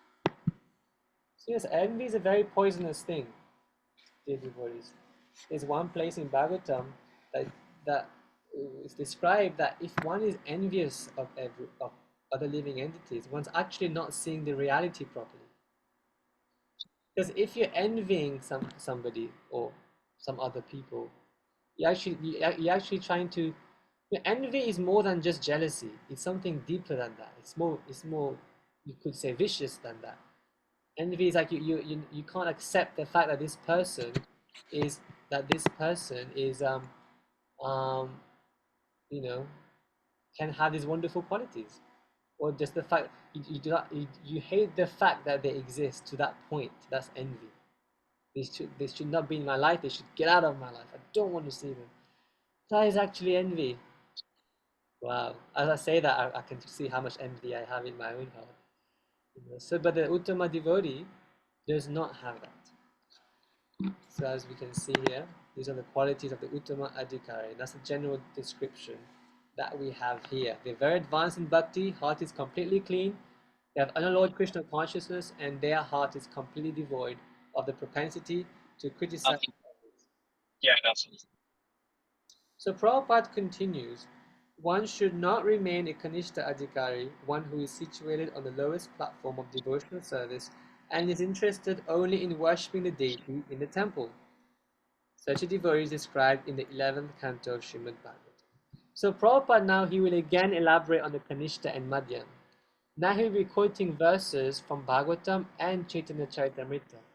So this next definition of the Kanishta devotee that he is going to give, the Kanishta Adhikari, is a definition according to the love and attachment that that devotee has for Krishna. It's a Kanishta kind of love and attachment. It's not mature yet. It's still very beginner stage. So according to love and attachment, you have Kanishta. And here was the description that Prabhupada gave earlier. And this is the verse that Prabhupada quotes in this purport. Archayam eva haraye pujamya shadaye hate natad bhakteshu chanyeshu sabhakta prakrita smrita. So a person who is very faithfully engaged in the worship of the deity in the temple, but who does not know how to behave towards devotees or people in general is called a prakrita bhakta or kanishta adhikari. So you can see by this definition that the Kanishta Adhikari, his love and attachment is not very evolved. As you can see, he's faithfully worshiping the deity in the temple, but what's happening, he does not know how to deal with the devotees or people in general. He doesn't know how to behave towards them. He doesn't know, he behaves improperly towards them. And as we know, we were discussing earlier, if you want to love Krishna, you have to love his devotees as well. It's one without it's not mutually exclusive things. They're inclusive, those two things. So therefore you can see that his love and attachment for Krishna is very beginner stage. It's very much of a beginner stage. Yes. So Prabhupada says, one therefore has to raise himself from the position of Kanishta Adhikari to the platform of Madhyama Adhikari. The Madhyama Adhikari is described in Srimad Bhagavatam in this way. And now we will see again a definition of the Madhyama Adhikari now, this time, according to love and attachment. We did Kanishta, now we move to Uttam, to Madhyam. And here's the verse that Prabhupada quotes from Srimad Bhagavatam. Ishvare tadadhineshu balisheshu dvisatsucha prema maitri kripopeksha ya karoti sa madhyama. The Madhyama Adhikari is a devotee who worships the Supreme Personality of Godhead as the highest object of love, makes friends with the Lord's devotees, is merciful to the ignorant, and avoids those who are envious by nature. So here we see here, this is a Madhyama devotee Adhikari, the intermediate devotee. He's midway through devotional service, and this is a definition of a Madhyama according to love and attachment, according to the development of the attachment and love for Krishna. So here you see, it's much more developed. He is worshipping the Lord. He continues to worship the Lord and the deity of the Lord. He still sees the Lord as the highest object of love. But what's happening here is making friendship with the devotees. And he's merciful to the innocent. And the last one, he avoids those who are envious. So he knows how to behave, this devotee. He knows how to behave with the devotees and people in general. So Prabhupada says this is the way to cultivate devotional service properly. So this Madhyama Adhikari stage, what we see here, described, the verse from Srimad Bhagavatam 11th canto that is described here. This is the way to cultivate devotional service properly. So this is what we try. This is our intermediary goal, dear devotees. Therefore, in this verse, Srila Rupa Goswami has advised us how to treat various devotees. We can see from practical experience that there are different types of Vaishnavas. So we have these. So we've seen the definition of Madhyam, and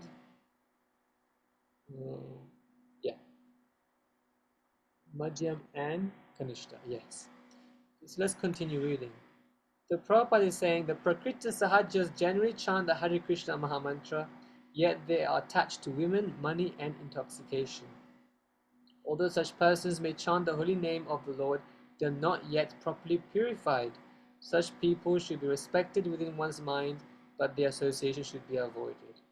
So what Prabhupada describes here very much tallies with the false description in the verse. Remember I was saying the verse describes a devotee before initiation? He's just chanting Hare Krishna. So Prabhupada here, he's discussing such a person, and one example of such a person is the Sahajiya. If you do not know who a Sahajiya is, a Sahajiya is somebody who takes, Sahajiya technically means somebody who takes cheaply. Who takes things cheaply. So he takes the process of Krishna consciousness cheaply. And they think they're more advanced than they actually are.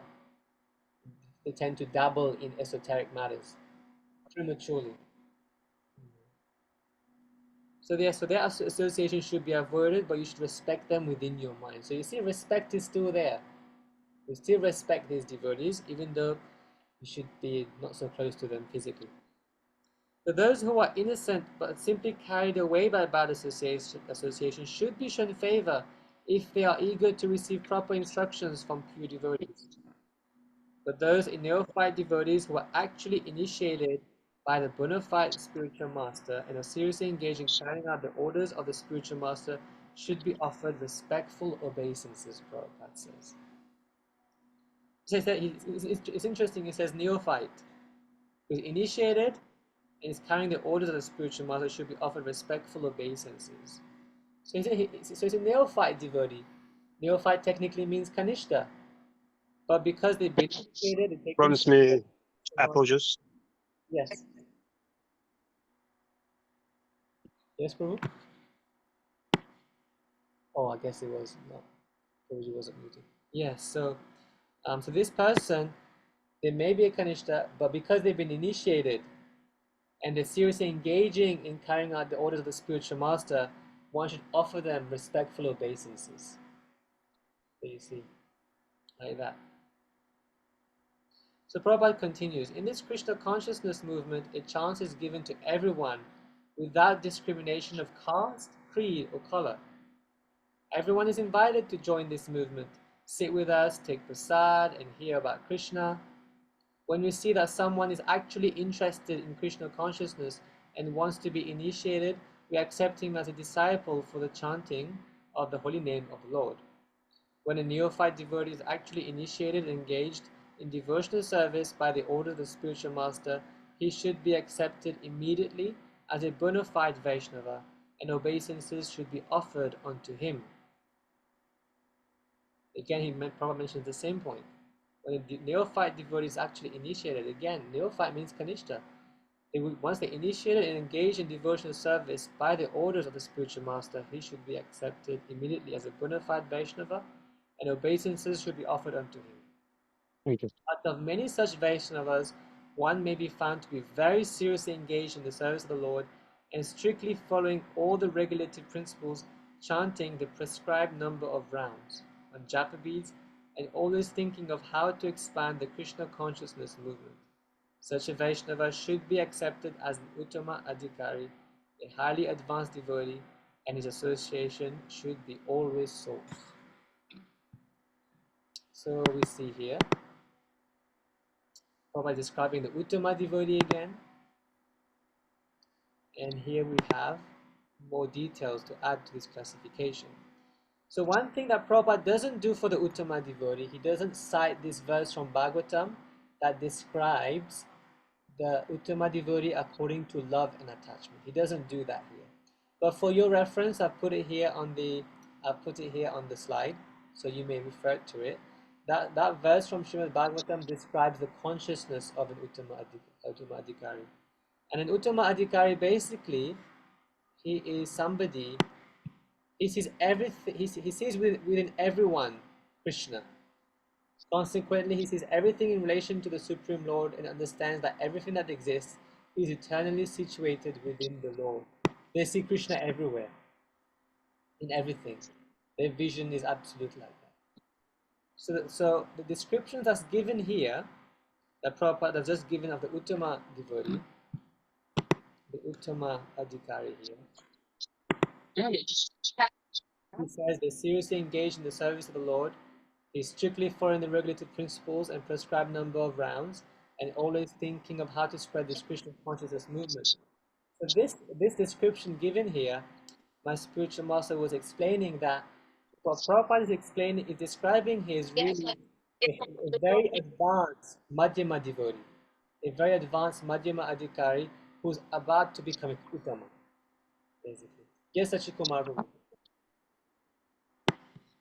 Sorry, Prabhu, there's somebody who's not on mute and it's a little distracting. Dear devotees, please mute your microphones. Okay, I found that. Okay, I muted them, bro. Thank you. So yes, so this description that Prabhupada has just given is like a crossover between a highly qualified Madhyama and an Uttama Adhikari in the beginning stages. Like that. Any questions so far, dear devotees? A little bit technical, I know, but very, very, very interesting and important stuff being described. Yes, Achikumar Prabhu. Sometimes, Prabhu, I was hearing, maybe it was a misconception, that we should study the books. Therefore, we have like Bhakti Sastri, so that we can go elevate ourselves from a Kanishta Adhikari platform to at least a Madhyam Adhikari. So I'm just wondering what's happening then, if because it hasn't necessarily been delineated like that in the purport or in the text, but we generally think of studying the books or reading the books, Bhakti Shastri and others, that will be the thing that takes us from Kanishta to Madhyam or beyond. Well, you're correct, Prabhu, because we haven't finished the descriptions of these three types of devotees yet. So I won't answer it just yet, but let's see that your question, I think, will get answered as we continue the presentation. Because Prabhupada will quote other places where Kanishta, Madhyam, and Uttama are described in a slightly different way. It will come up. Okay, so Prabhupada continues to speak. He says, the process by which a devotee becomes attached to Krishna is described in Chaitanya Charitamrita, Antya-lila 4.192. Diksha kale bhakta kare atma samarpan, say kale Krishna tare kare atma sam. At the time of initiation, when a devotee fully surrenders to the service of the Lord, Krishna accepts him to be as good as he himself. Diksha, or spiritual initiation, is explained in the Bhakti Sandarbha 283 by Srila Jiva Goswami. Divyam Jnanam Yato Dadyat Kuryat Papasya Sankshayam Tasma Diksheti Sa Prokta Deshika Istattvako Vidai. By Diksha, one gradually becomes disinterested in material enjoyment and gradually becomes interested in spiritual life. We have seen many practical examples of this, especially in Europe and America. Many students who come to us from rich and respectable families quickly lose all interest in material enjoyment and become very eager to enter into spiritual life. Although they come from very wealthy families, many of them accept living conditions that are not very comfortable. Indeed, for Krishna's sake, they are prepared to accept any living condition as long as they can live in the temple and associate with the Vaishnavas. Hello. I have all the little change. I need to drink.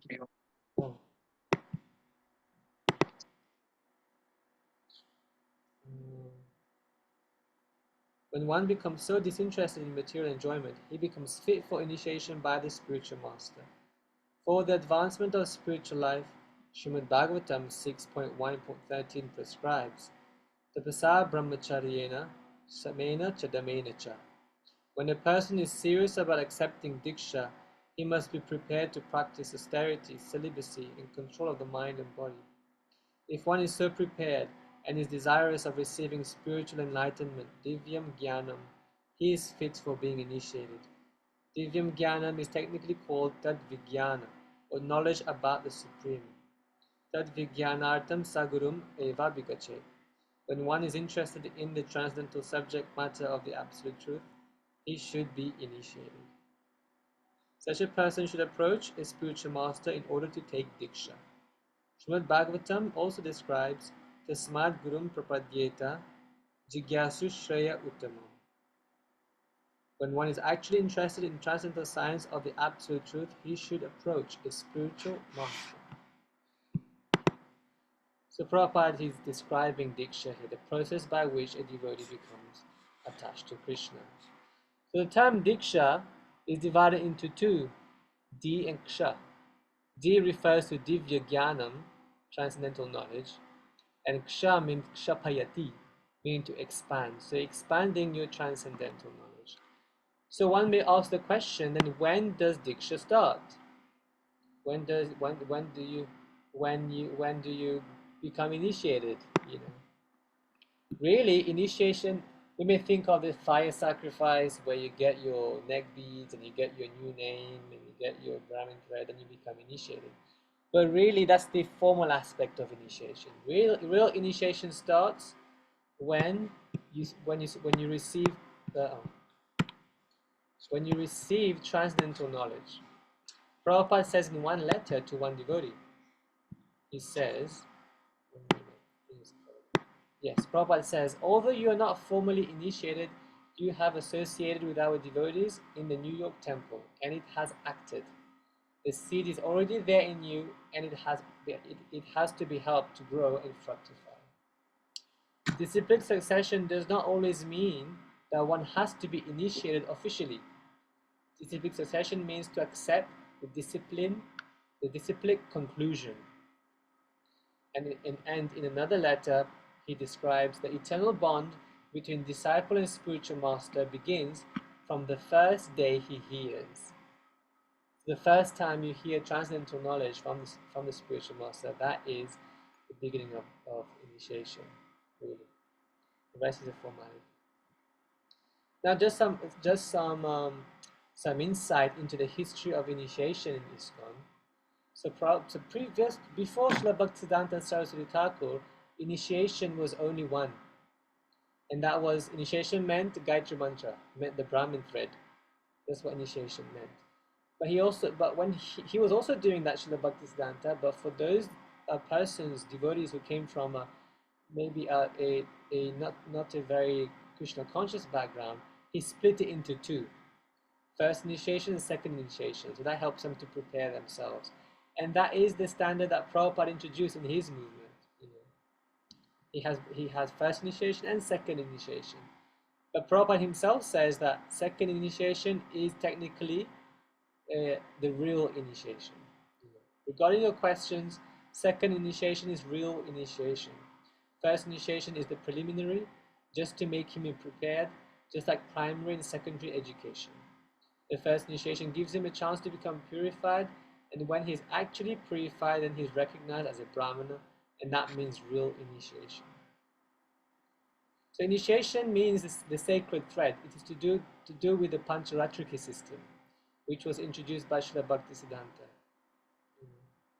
If one is able to chant Hare Krishna purely, then the initiation by sacred thread is not required.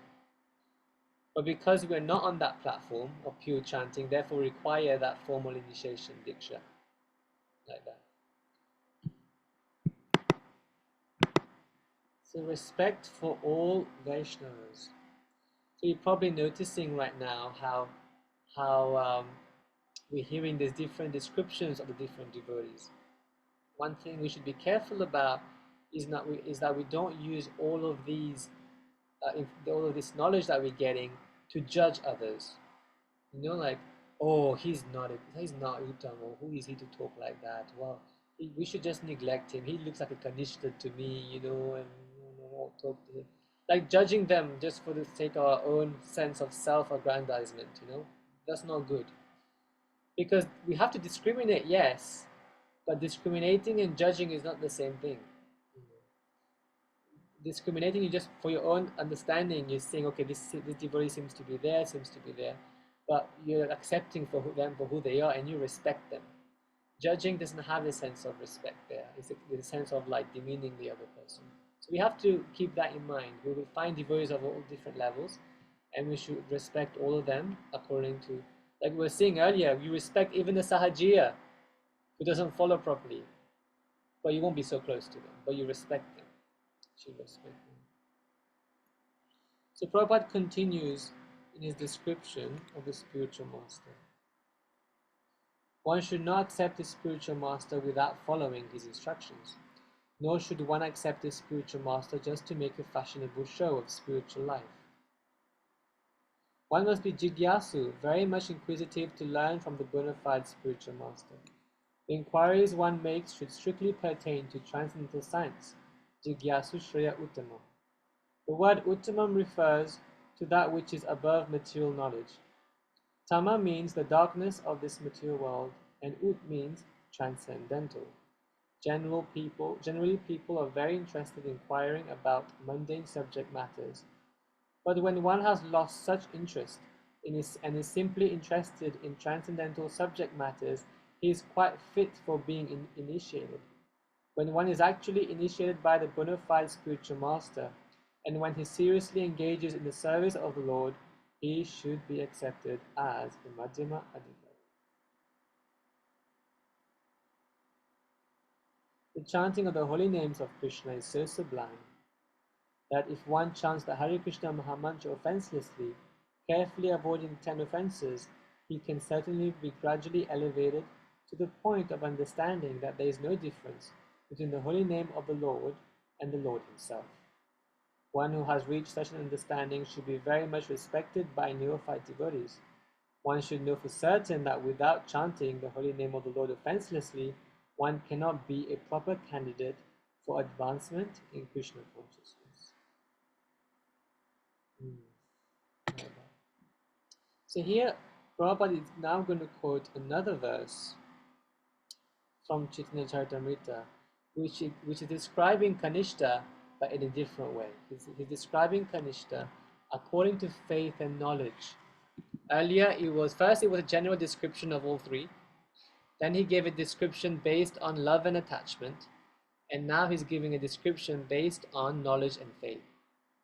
So as we saw, that faith is to have firm faith means that one is confident that by rendering transcendental loving service to Krishna, one automatically performs all subsidiary activities.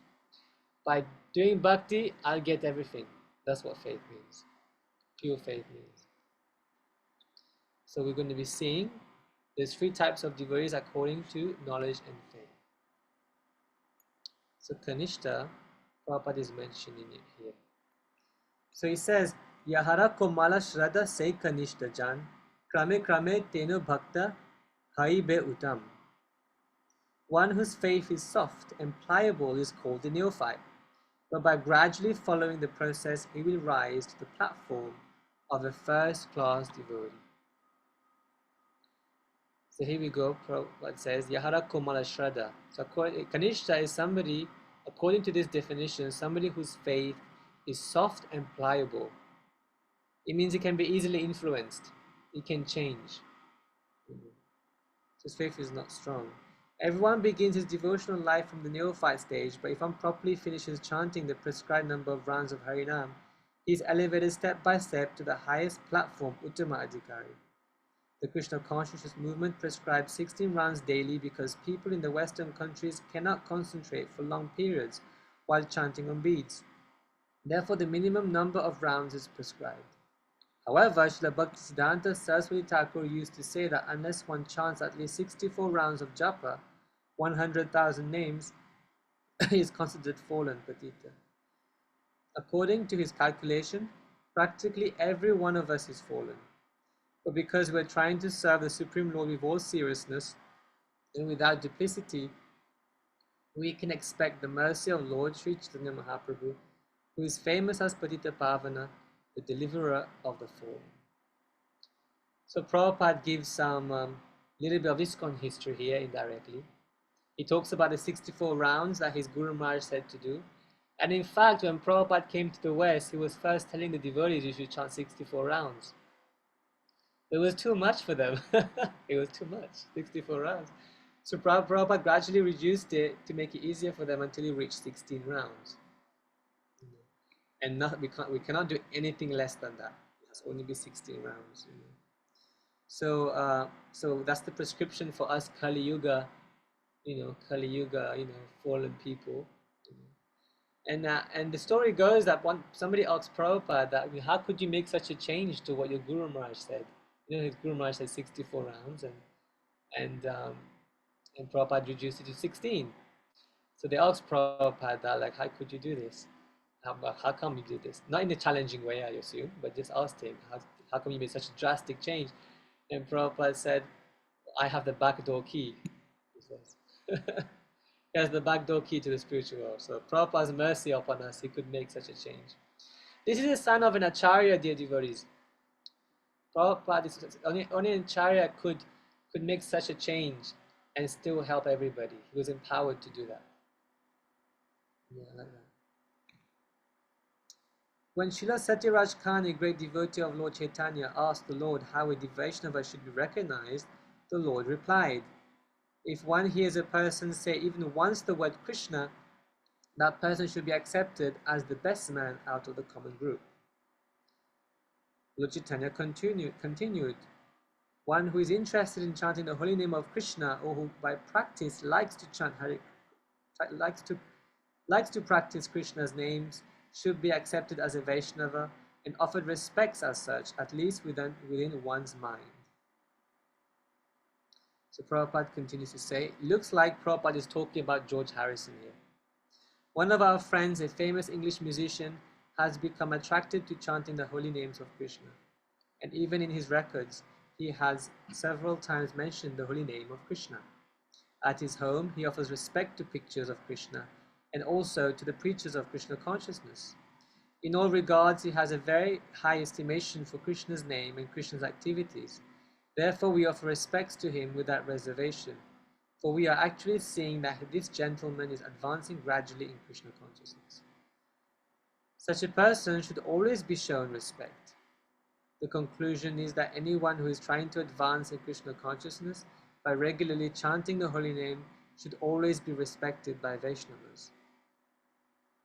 On the other hand, we have witnessed that some of our contemporaries who are supposed to be great preachers have gradually fallen into the material conception of life because they have failed to chant the holy name of the Lord. While giving instructions to Sanatana Goswami, Lord Chaitanya divided devotional service into 3 categories. A person who has conclusive knowledge of the Shastra is not very strong, but who has developed firm faith in chanting the Hare Krishna Maha Mantra, and who is also undeterred in the execution of his described devotional service, should be considered a Madhyam Adhikari. Such a person is very fortunate. So dear devotees, Prabhupada here quotes the verse that describes the Madhyama devotee according to knowledge and faith. So that is from CC Madhya 2267. So according to their knowledge and faith, a Madhyama devotee is somebody whose conclusive knowledge of Shastra is not very strong, but their faith is very strong, undeterred in the execution of devotional service. So Sachit Kumar Prabhu, you were talking about the studying of Prabhupada's books helps us to help us to progress from Kanishta to Madhyam and Madhyam to Uttam. So here you can see how the faith is becoming stronger according to these definitions. Like you saw in the Kanishta definition was that their faith is pliable and soft. And here you see that their faith is staunch. They're undeterred in the execution of devotional service. That can only happen when one's Sambandha Gyan is becoming strong. And that happens by studying Prabhupada's books. One becomes more convinced. And you see here the conclusive knowledge of Shastra is not very strong, therefore they should continue studying Prabhupada's books and hearing about Prabhupada's books. And you will see that for the Uttama devotee, the knowledge of Shastra is very strong. Maybe we can have a look at it now. The Uttama verse that describes the Uttama verse that describes the devotee according to knowledge and faith. Here we go. So here the Uttama Adhikari, according to knowledge and faith, they're expert in logic and the understanding of the revealed scriptures. So you see, they've evolved. Their knowledge of Shastra has evolved. And again, when it comes to faith, well, they have firm conviction and they have deep faith that is not blind. If faith is not blind, it can only mean that their faith is based on actual experience. They're realizing the knowledge. So a Madhyamadhikari is a Shraddhavan, a staunchly faithful person, and is actually a candidate for further advancement in devotional service. Therefore, in Chaitanya Charitamrita, it is said, Shraddhavan jana hoy bhakti adhikari, uttama madhyama kanishta shraddha anusari. One becomes qualified as a devotee on the elementary platform, the intermediate platform, and the highest platform of devotional service according to the development of his Shraddha, faith. Again in Chaitanya Charitamrita it is said, Shraddha Shabde Vishvasa Kahe Sujudha Nishchoy, Krishna Bhakti Kaile Sarva Karma Krita Hoy. By rendering transcendental service to Krishna, one automatically performs all subsidiary activities. This confident, firm faith favorable to the discharge of devotional service is called Shraddha. Shraddha, faith in Krishna, is the beginning of Krishna consciousness. Faith means strong faith. The words of Bhagavad Gita are authoritative instructions for faithful men, and whatever Krishna says in Bhagavad Gita is to be accepted as it is, without interpretation. This was the way Arjuna accepted Bhagavad Gita. And after Bhagavad Gita, Arjuna told Krishna, Sarva metadritam manye yanmam vadasi keshava. O Krishna, I totally accept as truth all that you have told me. This is the correct way of understanding Bhagavad Gita, and this is called Shraddha. It is not that one accepts a portion of Bhagavad Gita according to his own whimsical interpretations and then rejects another portion. This is not Shraddha. Shraddha means accepting the instructions of Bhagavad Gita in their totality, especially the last instruction, Sarva Dharma Parityaja Mamekam Sharanam Vraja. Abandon all varieties of religion and just surrender unto me. When one becomes completely faithful in regard to this instruction, one's strong faith becomes the basis for advancing in spiritual life. Here you go, the devotees. You've seen, we have completed, I guess, our different aspects of the Kanishta, Madhyam, and Uttama devotees. Are there any questions at this point?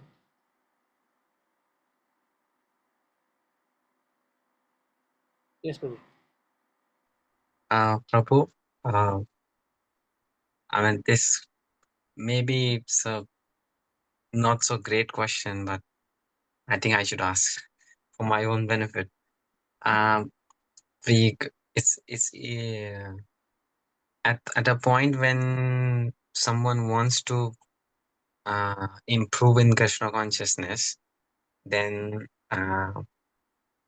it's a and then thinking, okay, association is the important thing, then all of these things, and then getting into this, trying to find. I find some of the devotees, like so many devotees who are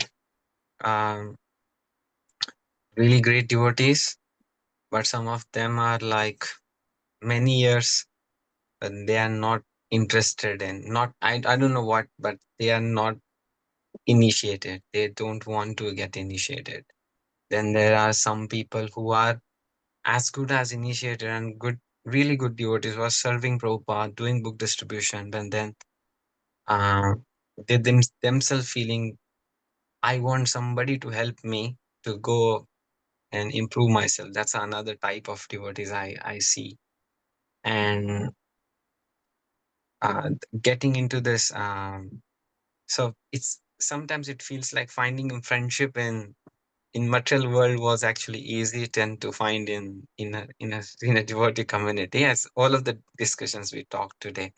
So sometimes it'll feel like is it this it becomes like a lonely journey towards Krishna, and it's not. We have a Sankirtan movement, it should be coming together. So why it becomes like a lonely journey sometimes, and what then how one has to do? Because from my experiences, having a loving senior is the only way I could actually improve myself. But then that's an external factor. What's an internal factor should be there? Yeah. Yeah, we should all have a loving senior in our life that can guide us and inspire us. And yeah, as you were saying, that's probably just an external thing. The internal thing would be to do with one's advancement, like what level of devotee they are. I guess that's what you're asking, right? Yeah, and what should I develop in myself to having more like good association, good guidance, and what I should develop like internally? Well, you know what? Um, like you were saying, sometimes it may look like Krishna consciousness becoming a lonely journey because there's nobody we can relate to, probably. Like because you're having different types of devotees and the different moods and who do we reveal our mind to, etc., etc. Now, having that one devotee who can be really special senior devotee or peer who we get along very well with and we just connect with, that in and of itself might be rare. Like Rupa Goswami describes Sajatiya and Snigdha. Sajatiya means you have a common aspiration. You're similar. So it could be similar in nature, be similar in the way you like Krishna consciousness, and similar in terms of how you appreciate the goal of spiritual life. And Snigdha means affection is there. You have affection for one another. So sometimes the Snigdha part the Sajatiya part may not always be there, especially in such a worldwide movement. And therefore Prabhu would emphasize a lot in his books that try and cooperate no matter what the differences are. Meaning that you try, even though you may not be similar in some ways, but endeavor to appreciate the other devotee and endeavor to build a loving, affectionate relationship with them based on their Krishna consciousness and not necessarily just how similar they are to me. Like that. And so basically build your relationships on the spiritual aspects of their Krishna consciousness, not on the externals. Does that make sense? In That makes sense. our next class, we'll be discussing that more. We'll be talking about the external features of a devotee and the internal features of a devotee, which is very interesting. So yeah, Okay. if we have devotees who the external features just match our external features, oh, really good. But that may not always happen because it was such a big worldwide movement, you know? It may not always happen, but we should build those relationships based on the fact that, wow, this is also a devotee trying to serve Krishna. How can I appreciate them, incorporate with them, although they may be just very different? Yeah, I hope that helps. Thank you, Rob. Yeah. Okay, let's continue reading.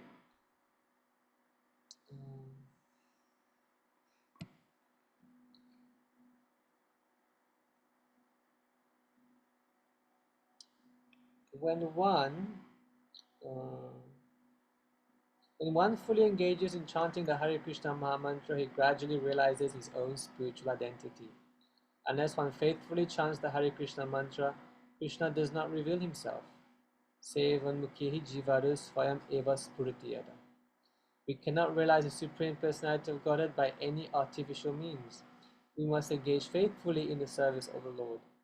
Such service begins with the tongue, Sevanmukhehi jivado, which means that we should always chant the holy names of the Lord and accept Krishna Prasad. We should not chant or accept anything else. When this process is faithfully followed, the Supreme Lord reveals himself to the devotee. When a person realizes himself to be an eternal servitor of Krishna, he loses interest in everything but Krishna's service. Always thinking of Krishna, devising means by which to spread the holy name of Krishna, he understands that his only business is in spreading the Krishna consciousness movement all over the world. Such a person is to be recognized as an Uttama Adhikari, and his association should be immediately accepted according to the 6 processes, the Dati, Pratigrinati, etc. Indeed, the advanced Uttama Adhikari Vaishnava devotee should be accepted as a spiritual master. So really, Pratik Prabhu, we all looking for an Uttama Adhikari. So here we find, technically speaking, in principle, we're all looking for an Uttama Adhikari. So here Prabhupada mentions more qualities of an Uttama Adhikari. He has no interest in anything but Krishna's service. He's always thinking of Krishna, thinking of how to spread the holy name. His only business is to give Krishna consciousness, to spread Krishna consciousness all over the world. Everything one possesses should be offered to him, for it is enjoined that one should deliver whatever he has to the spiritual master. The brahmachari in particular is supposed to beg alms from others and offer them to the spiritual master. However, one should not imitate the behavior of an advanced devotee or Mahabhagavat without being self-realized, for by such imitation one will eventually become degraded. Some words of caution here by Prabhupada. He says, do not imitate great souls. Do not imitate great souls. Yeah. In this verse, Srila Rupa Goswami advises the devotee to be intelligent enough to distinguish between Kanishta Adhikari, Madhyama Adhikari, and Uttama Adhikari. The devotee should also know his own position and should not try to imitate a devotee situated on a higher platform.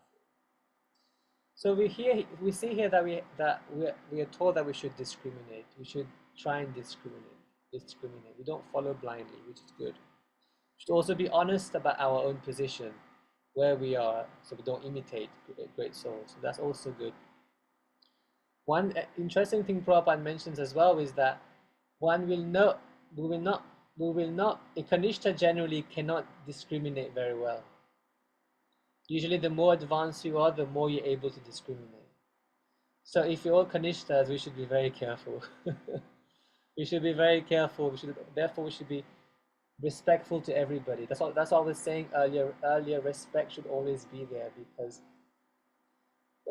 actually our ability to discern is also not so great. We're not spiritually advanced enough as well. So we should be able to respect everybody, because we don't want to commit offenses.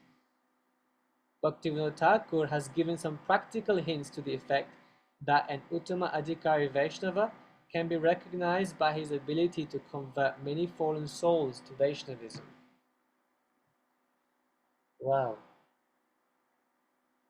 Seems like Prabhupada is talking about himself. As we know, the Uttama devotee, he sees Krishna everywhere, everything in Krishna and Krishna in everything. And because of that vision, he doesn't see anything wrong, so technically speaking, he doesn't preach. But to serve the Lord's mission, the Uttama Adhikari will act as a madhyam. So externally he looks like a madhyam, behaving like a madhyam, but he's still an Uttama devotee inside. Therefore, because he's preaching from that platform of Uttam, therefore he makes thousands of devotees into devotees. His influence is immense. And that's an Uttama Adhikari Vaishnava. One should not become a spiritual master unless he has attained the platform of Uttama Adhikari. A neophyte Vaishnava or a Vaishnava situated on the intermediate platform can also accept disciples, but such disciples must be on the same platform, and it should be understood that they cannot advance very well towards the ultimate goal of life under his insufficient guidance. Therefore, a disciple should be very careful to accept an Uttama Adhikari as a spiritual master. So dear devotees, Prabhupada is making this emphatic statement here. He's saying, should be careful. to accept an Uttama Adhikari as a spiritual master. So, what do you think about this statement, dear devotees? Yes, Achikumar Prabhu. One thing I thought I heard you say then just a moment ago, Prabhu, when you were describing the Uttama Adhikari, that he doesn't see anything wrong. And it sounds to me like we were discussing something earlier about the devoid of the propensity to criticize. So it kind of occurs as though if somebody doesn't see anything wrong, they'll be devoid of that propensity to criticize. So yeah, I'm all up for associating with people who are devoid of the propensity to criticize. Yeah, yeah. But remember Prabhupada was describing the Uttama Adhikari as the Mahabhagavat, right? Very early on in the commentary, the Uttama Adhikari is the Bhagavat. Are there many Mahabhagavats nowadays? Mahabhagavat means somebody who's like Prema we're talking about, you know? That's very elevated, like incredibly elevated, incredibly elevated. We have wonderful devotees in our movement. But Mahabhagavat, if you ask them, they'll say no. And maybe not just out of humility, they'll be like, no, we're not Mahabhagavats. Mahabhagavat, we're talking about somebody on the level of Prabhupada, his Guru Maharaj, you know, Bhaktivinoda Thakur. Like by their appearance, they just wonderful things are happening, you know. So yeah, so what do we do if you can't find a Mahabhagavat devotee? Don't take initiation. What do we do? I think everyone doesn't know what to answer. It's a bit of a tricky question. Well, I'll share with you what Shiva Maharaj says in that regard. There's two things he says. Interesting. Remember I was describing the Kanishta, Madhyam and Uttama are being described in two different ways, according to love and attachment and according to faith and knowledge. So those two don't necessarily correspond with each other. So according to the definition according to faith and knowledge, and Uttama Adhikari according to faith and knowledge, they are qualified to come to the level of Uttama Adhikari, but they're not there yet. So when Prabhupada is saying Uttama Adhikari, it doesn't necessarily refer to a Mahabhagavat. It could refer to somebody who's very, very advanced, but close to there. So like that. Yeah, Bhaktivinoda Thakur describes that would be somebody who's from Nishta, the platform of Nishta onwards, in terms of knowledge and faith, like that. So yes, so there's different subtleties there. So you need somebody who's very, basically like that, yeah, who's very fixed in Krishna consciousness. Yeah. And also Shiva Maharaj also describes that in Kali Yuga we have an emergency. It's a Kali Yuga emergency. We need lots of gurus to help devotees all around the world. So, like Prabhupada interestingly says that, he says we should only accept an Uttama Adhikari as a spiritual master. And yet he doesn't deny the fact that there will be spiritual masters who are Kanishta or Madhyam, because it's quite natural, he says. So it's a Kali Yuga emergency, and we have to we need lots of spiritual masters because we have to spread the movement far and wide. But still, we should try and discriminate as much as possible. Yes, Sachikumar Prabhu. Yeah, I'm just also what I'm hearing and what you're just saying there, Prabhu, as well. Maybe one way of resolving that apparent contradiction is the distinction between Shiksha Guru and Diksha Guru as well. That we might only have one Diksha Guru, but we could have lots of Shiksha Gurus. Yeah. Yeah, very true, very true. And we always have Srila Prabhupada's Shiksha in his books. You know, here we go. I was waiting for somebody to tell me that Prabhupada is Mahabhagavat and we get his books. So, so here we go. There's that as well. We are always associating with the Uttama Adhikari as our eternal Shiksha Guru. Srila Prabhupada is always the Shiksha Guru because of the bond we have with his books. So we always get to associate with him in that way. Yeah. So yes, we are associating with the Uttama Adhikari.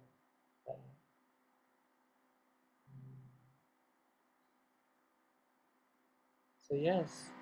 Also, one other statement that Prabhupada made in the class, he said that even though one may not be on the liberated platform yet, but if one is strictly following a liberated devotee, one is on the liberated platform. So he can act as such, but is strictly following the liberated devotee. But once he stopped following the liberated devotee, then he's no longer considered to be on the liberated platform because he stopped following. Yeah. So you see, there's all these subtleties involved, like that. Okay, so yes, Sachikumar. Hare Krishna Prabhu. Yeah, actually, just occurring for me as inside of this discussion here that in the Bhagavad Gita, Prabhupada talks about, I think it's in that section where he's describing what's the outcome of the fallen, somebody who's practiced Krishna consciousness and they're unsuccessful.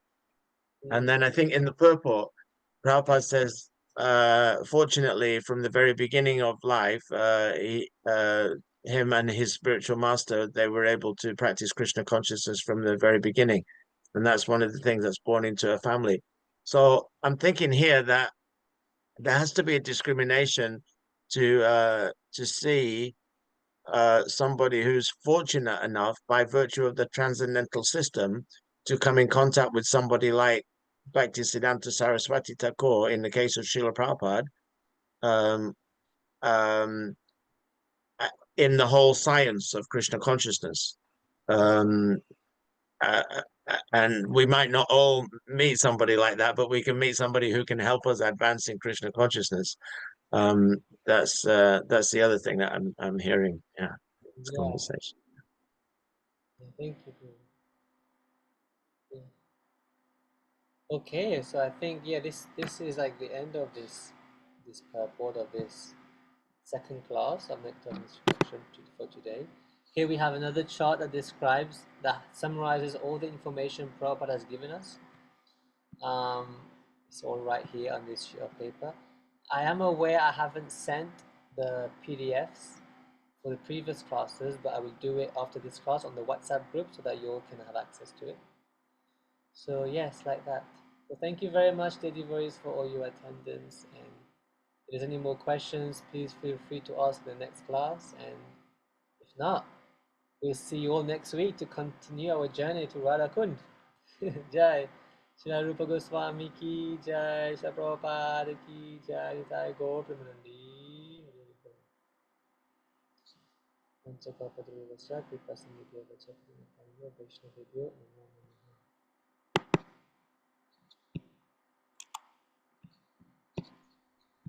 Thank you, Prabhu. Hare Krishna. Hare Bol. Thank you. Thank you.